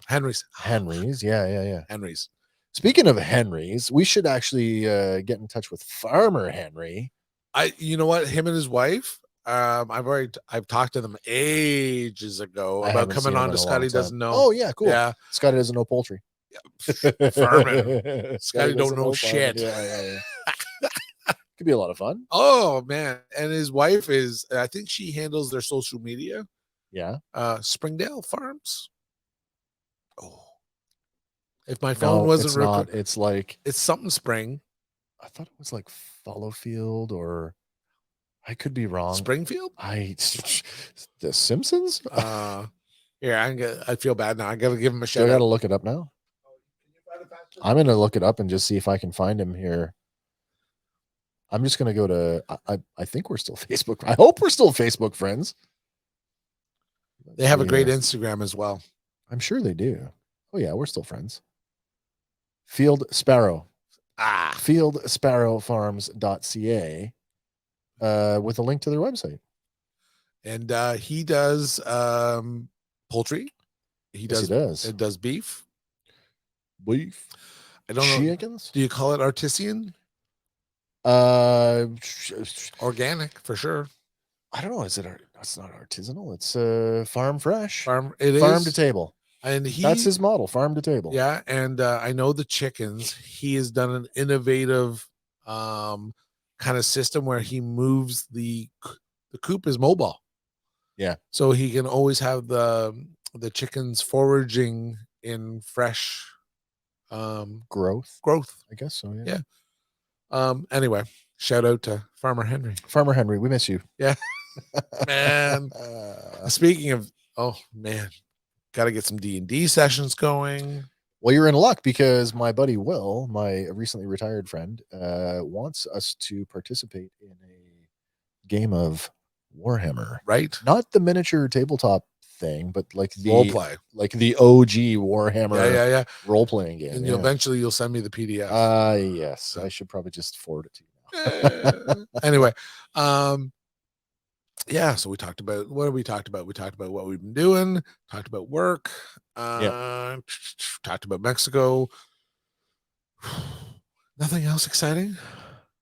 Electrical fire was the most exciting.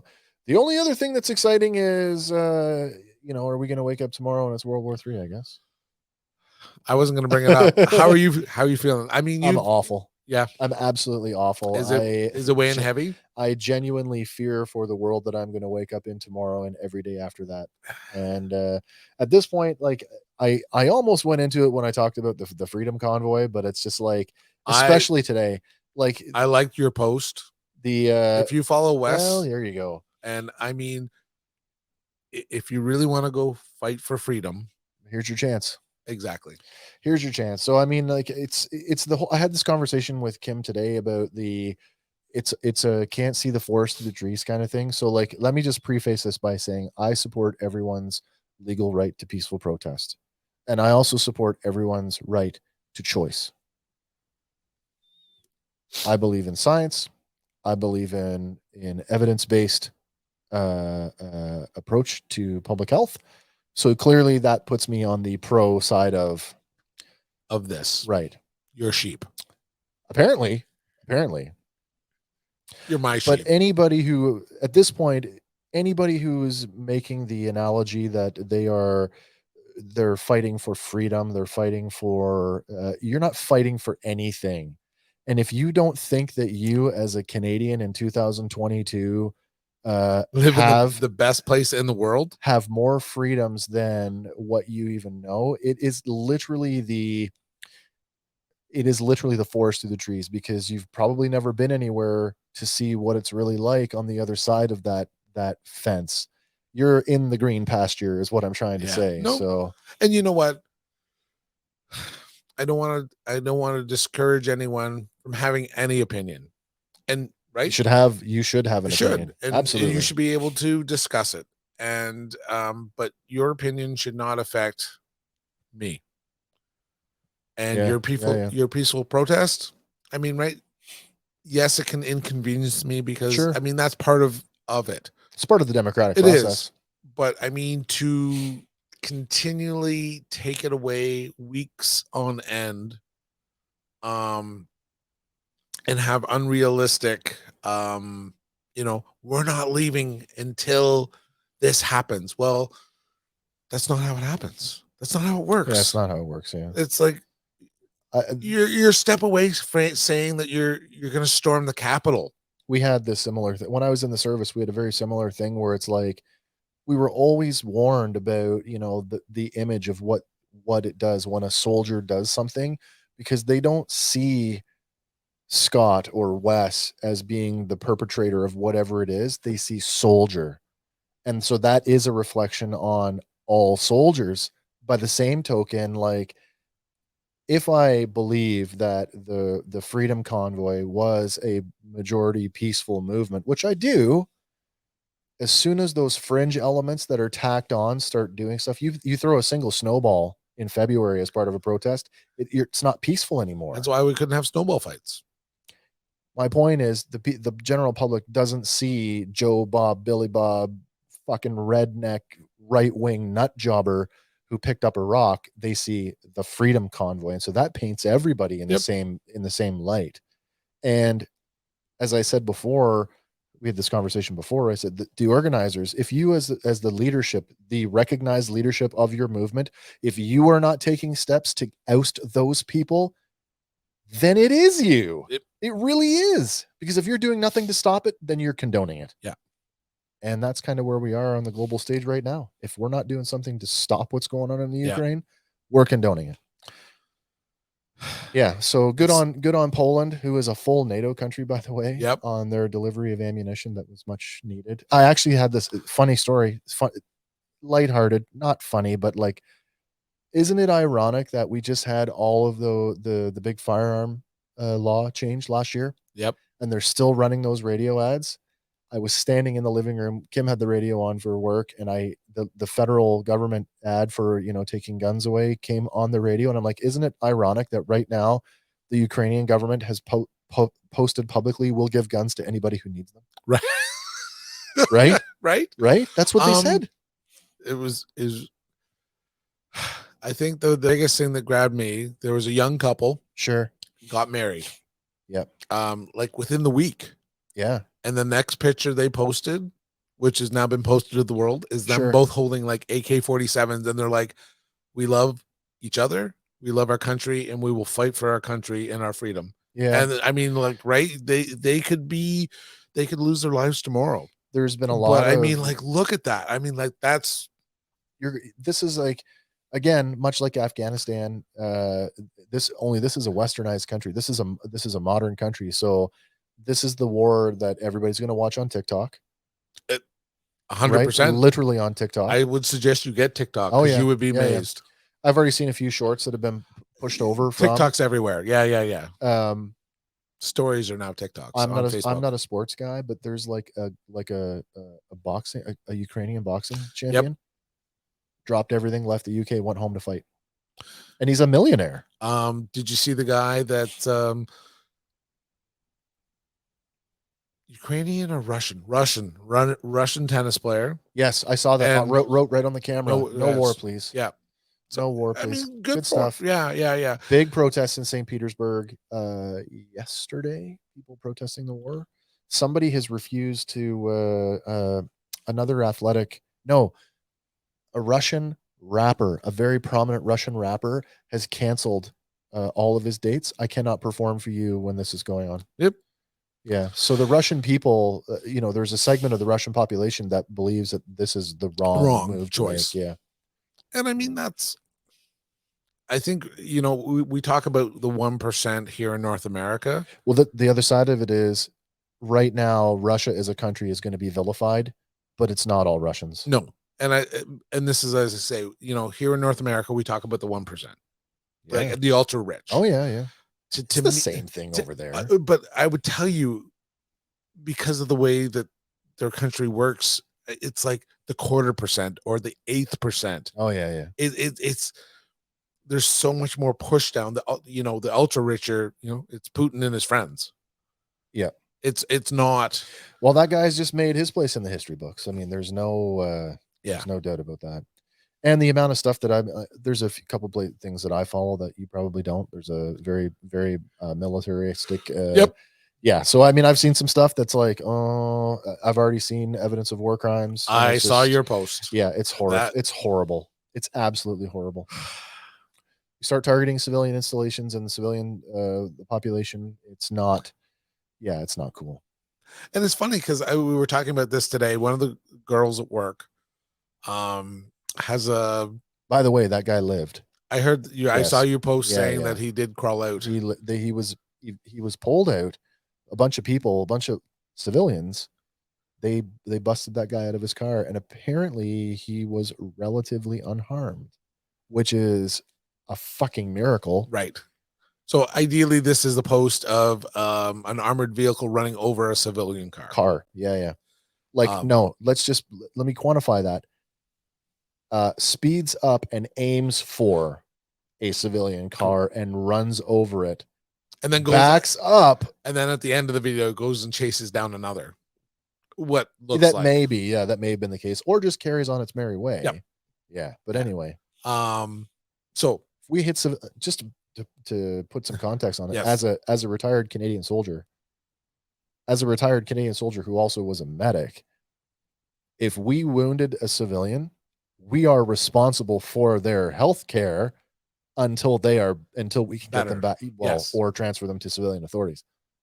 None of that happened. No. So, yeah. And just to address the conspiracy theorists in the audience are going to say, well, that was just the Ukrainians doing it to themselves, or the Russians doing it to themselves to create the optics. It's still a war crime. No matter no matter how you look at it. Yeah. So lady at work, son, let's say 20s. Yeah, okay. This is physically the first time that he can remember this, like militarization, the mobilization of a large amount of troops anywhere in the world. She says it's interesting to see how he's. How old is he now? 20. So in 2014, he would have been 12. And he does not remember. I said that remember much of Afghanistan. No, for whatever reason. That's fair. Yeah, doesn't remember 9/11. Can't place himself where he was, which is right. So for him, this is the first thing as an adult, or as a self-thinking, having an opinion. Sure.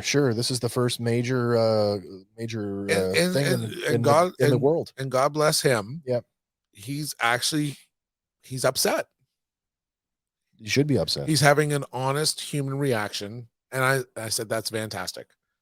And I said, you know what? You should encourage him to, however he wants to react to it, or express, or, whether that's writing to his member of parliament, or whether it's sending an email, or whether it's posting something on social media saying, I tagged both our local MP and the prime minister in that post about the war crime. Hopefully somebody in those offices has seen it. I'm sure it pushes, because I'm pretty sure it made like the actual news now. But and then I kind of was thinking to myself, when was the first time that I would have remembered that? And I can tell you, I was at we would have been old enough for Trent University basketball camp when they invaded Iraq, Kuwait. Yeah. Desert Storm. Right? What year was the invasion of Grenada? The British invasion on Grenada. I couldn't even tell you. I wouldn't tell you. I remember. I don't know if that was Grenada. But that would be, so that Desert Storm would be, and I remember, right, they pulled us aside and said, this is going on. And I mean, we were so good disconnected because there was no TV. We just went out and ran wind sprints and dribbled and did free throw shots. But they as adults, they pulled us aside, let us know what was going on, and be like, if anyone needs to call their parents or talk to their parents, we'll facilitate that. But I mean, to most of us, I don't think anybody there for that 14, 15, 16. And again, it was different times. There was no cell phones. We weren't connected. I can remember the first Gulf War, and it was in the 90s. So I think I was just under, but I can remember like some of my friends who were a year or two older than me. I can remember 5 or 6 guys when the first Gulf War went off. They were like, I'm joining the army. And they all went off they all professed that they were all going to join the reserves. Well, 2 years later, I caught up, and of all those people that said they were going to, one guy did, and then I joined the militia. and the others, they did nothing. And Right. now, in fact, a few of them, who shall remain nameless, they fall right into that right conspiracy theory. Everything's Yeah. which is kind of weird. They found their niche. I guess so.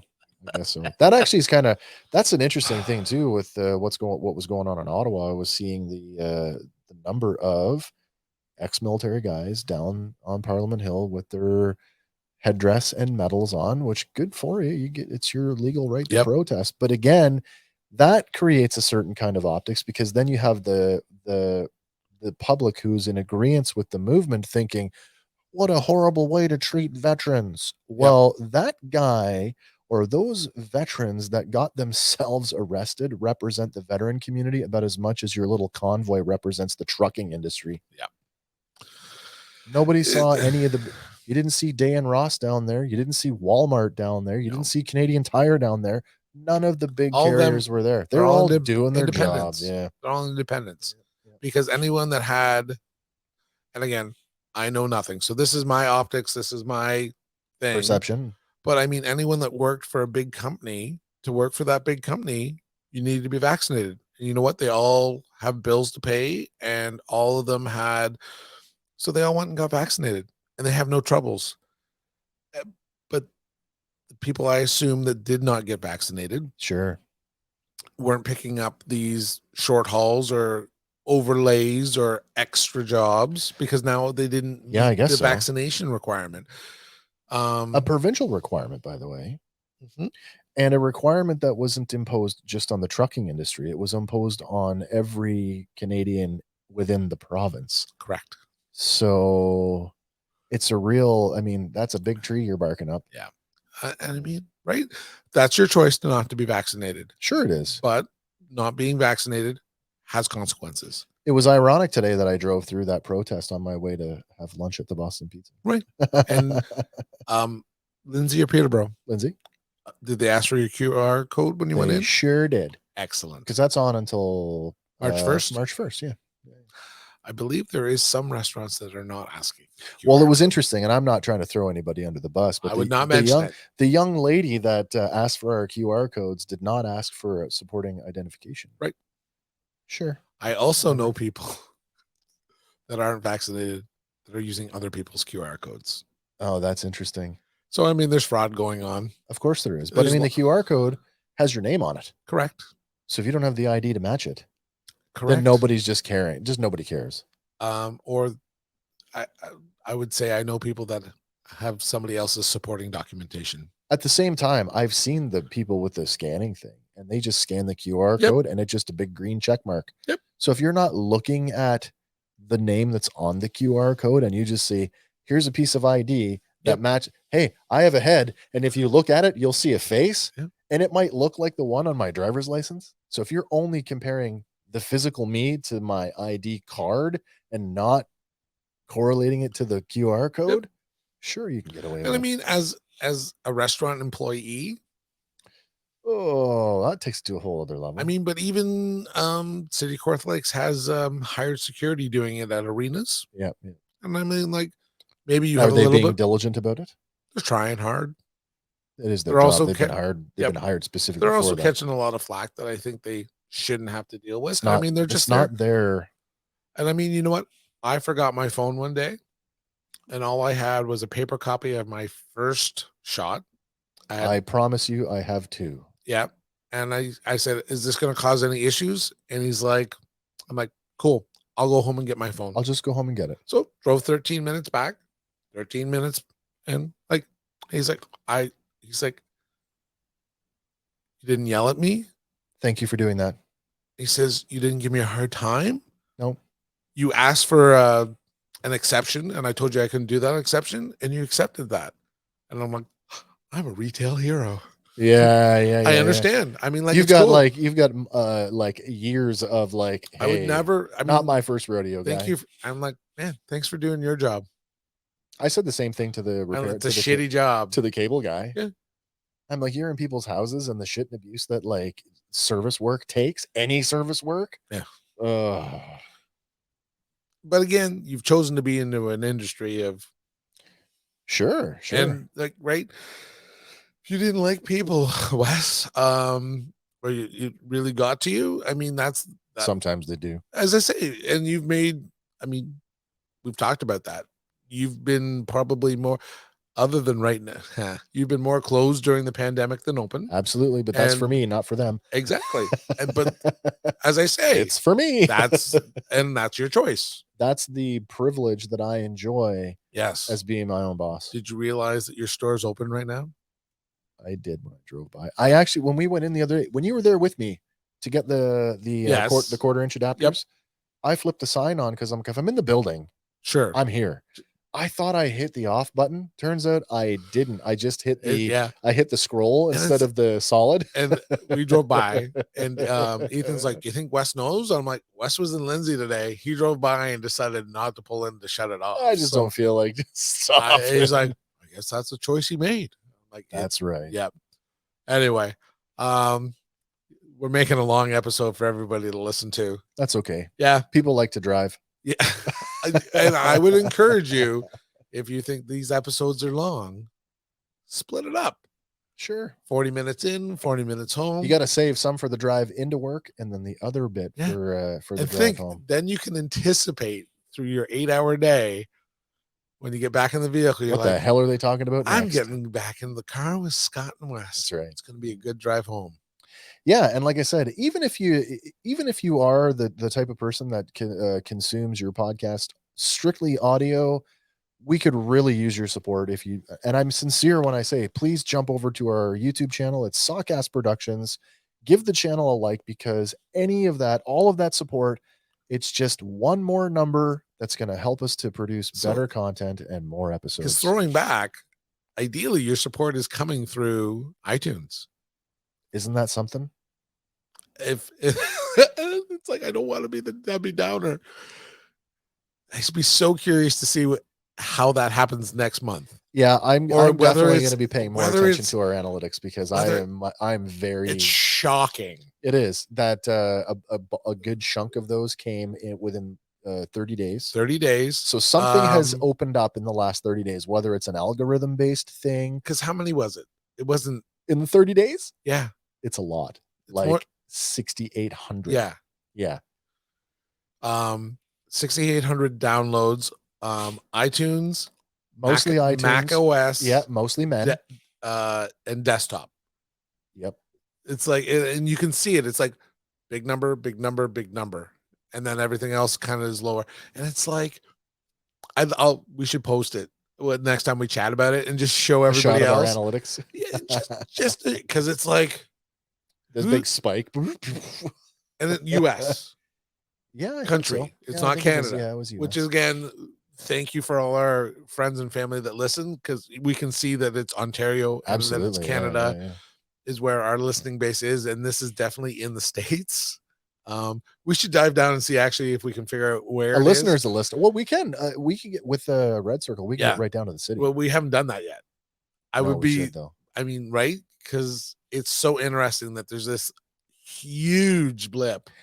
Yeah, which like I say, opened up one of our shows for monetization. Have you heard anything no, else from that yet? Because as I said to you and to Andy, I said the three of us should actually sit down together at the same time in the same room and decide how this is going to work. I told you what I thought. Advertising.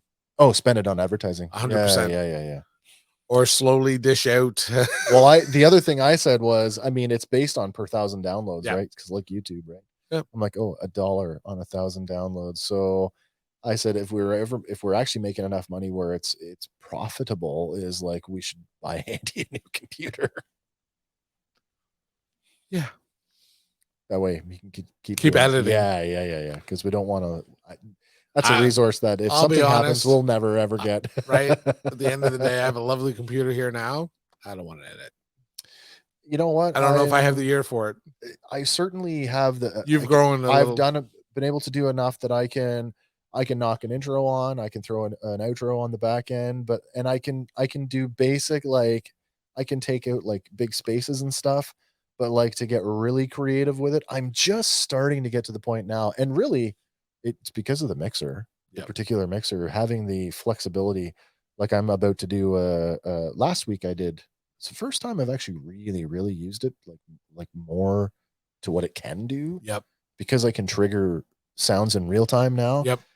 That's the biggest reason for having that mixer, is so that the more I can do during the episode, then the less you have to do in post, right? Yeah. So same thing for this, right? I mean, if you ever decide like you want to do something cool, like you throw all your sounds into it ahead of time, away you go, set them up, trigger, so you can trigger them as you go.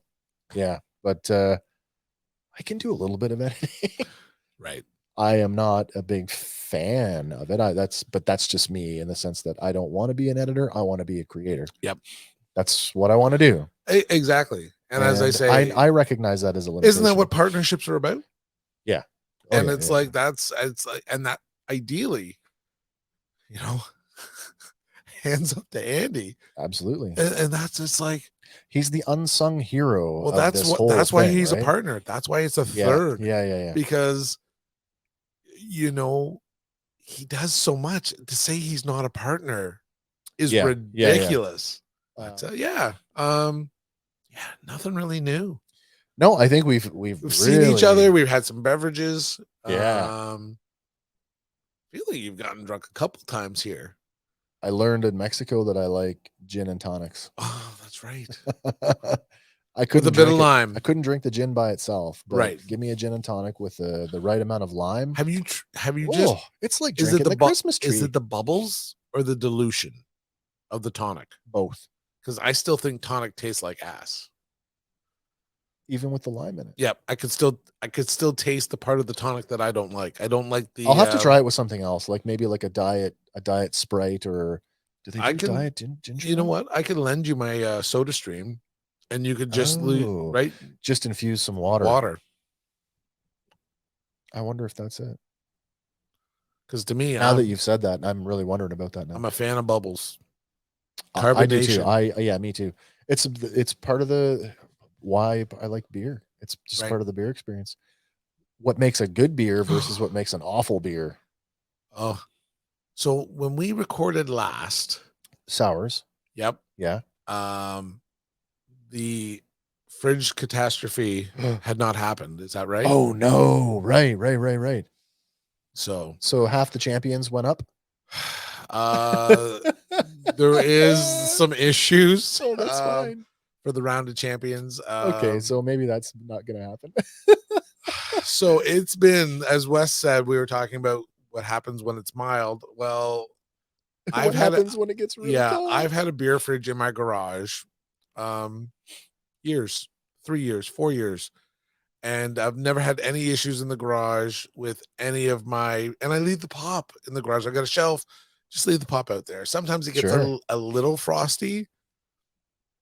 Yeah, no issues. Well, this year we definitely got some super subpar weather days. Yeah, for as many mild days as we have, we've had some real snappy ones. And maybe the aluminum's gotten a little cheaper.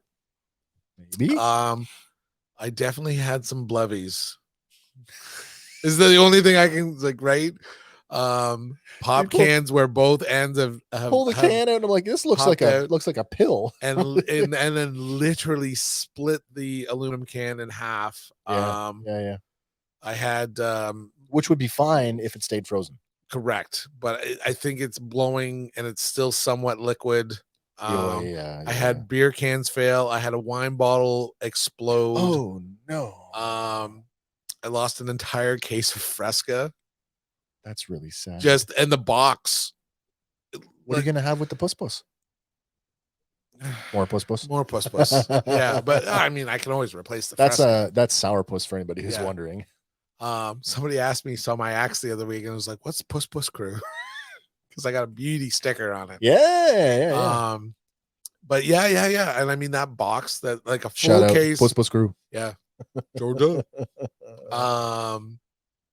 Man, the box blew apart. Like the sheer energy that those released. And then I had I poured the inside of my fridge. So pulling stuff out and moving stuff, and Man, the house smelled like a brewery for days because we brought it in trying to stop more from exploding. So it just get sat. it all inside. Get it all inside. And then we were worried about leakers. So I mean, my bathtub was full of beer for like 2.5 weeks. I thought you were gonna say the kitchen sink. No, the tub. And my granddaughter was upset. She's like, I want a tub. I'm like, it's full of beer. You can't have a tub. And she's like, you can have a sink. Yeah. It's like sink or nothing. Like, here's a washcloth. Sink or shower. Yeah. But yeah, it's finally tidied up and right. But it's actually it's over there. The beer is over there. The bags, boxes on the chair. I was gonna say the roll of paper towel. None of the beer is cold now. There's no cold beers in the house. That's okay. Just throw them outside for an hour. Yeah. So also, and remember that they're out there. I had a ton of my Diet Cokes and Diet Pepsis, top shelf. They exploded up, over, and then proceeded to freeze on the inside of the fridge. That's how cold it was. When you open that fridge, it looks like somebody's heinous anus has exploded, and it looks like a giant shit. I believe it. And shout out to Ethan. I asked him one day if he could clean it, and it's not bad. And he did. Okay, it's good for him. I would tell you, it might even be better than my effort. He did a good job. Man. Yeah, still a little gut spots, but I mean, right? It tells me what I have, what I get to look forward to when I get a beer fridge again. Right. And I don't have an insulated garage, so no, it's actually it's funny. We're talking about little projects that we want to take place. Ceiling down here, some pot lights. Yeah. And then one of the things came up, and it's like, it wouldn't take much to insulate the last bit of the garage. Insulate the door. The door, I think, is actually probably, it'd be more doing some weather stripping and sealing it. I did insulation board insulation on the backside of my garage door when I had the last house I owned. And I'm thinking of that. Made a huge difference. And then the little bit of porch roof that's there isn't insulated. So we've talked about some spray foam. And then we talked about with our good friends from KC Mechanical. Shout out to Chad and Kelly, who put our furnace and air conditioner in. Sure. Did a great job about putting a small propane heater in the garage, and just to keep it ambient. And then I can never just to keep it around like 2-3 degrees above freezing. Yeah. Above catastrophe. Right. Keep the coils on the fridge, from happy. Yeah, exactly. All that stuff. So yeah. Man, made me laugh. A little cry, but made me laugh. I'm like, shit. And it was one day. You don't laugh in the moment, but no, it was like one day, like, oh man, that fresco was a little frosty. And then the next day is like, man, what a mess. And it's hard to clean up when it's still frozen out. Well, that's what I was gonna say. Like it's still the last couple of days, it's been like right now. I think we're where are we right now? I'm sure we'll have an ant infestation. We're currently at -6.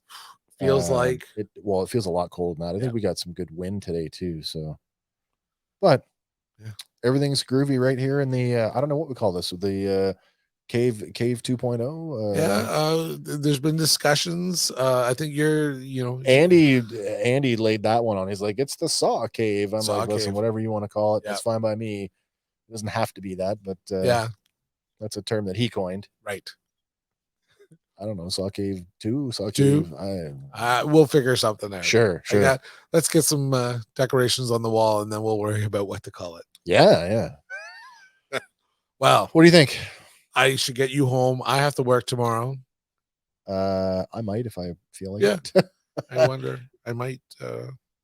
I'll probably be into writing for the next one. I might be failing the head test. Actually, I'm recording again tomorrow. So, well, actually, sorry, that's not true. Tomorrow I'm going live. You can check soundtracks. Yeah. So tomorrow on our sister show on Fandom Power. Now that there is nothing to review, you're going to be talking, but like this is going to be like in the future or in the past, because I bet you'll broadcast before. Oh, I know this is going to get broadcast before. Yeah. My live show that goes out tomorrow will be out tomorrow, so it'll be probably a week, maybe even possibly 2 before this comes out. So you'll be able to catch it on the replay, whether you get the audio version or you can go back and watch it on our YouTube channel. That's right. Would love to see you over there. But yeah, so come check us out over there.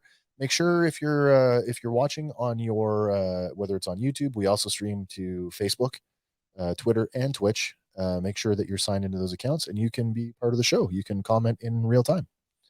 Love to have you along for that. And it's interesting and it's kind of cool. It just adds some other, you can comment, you can question, you can add a little absolutely. Yeah. Because I mean, a lot of what we do is there is a research component to a lot of the things that we do.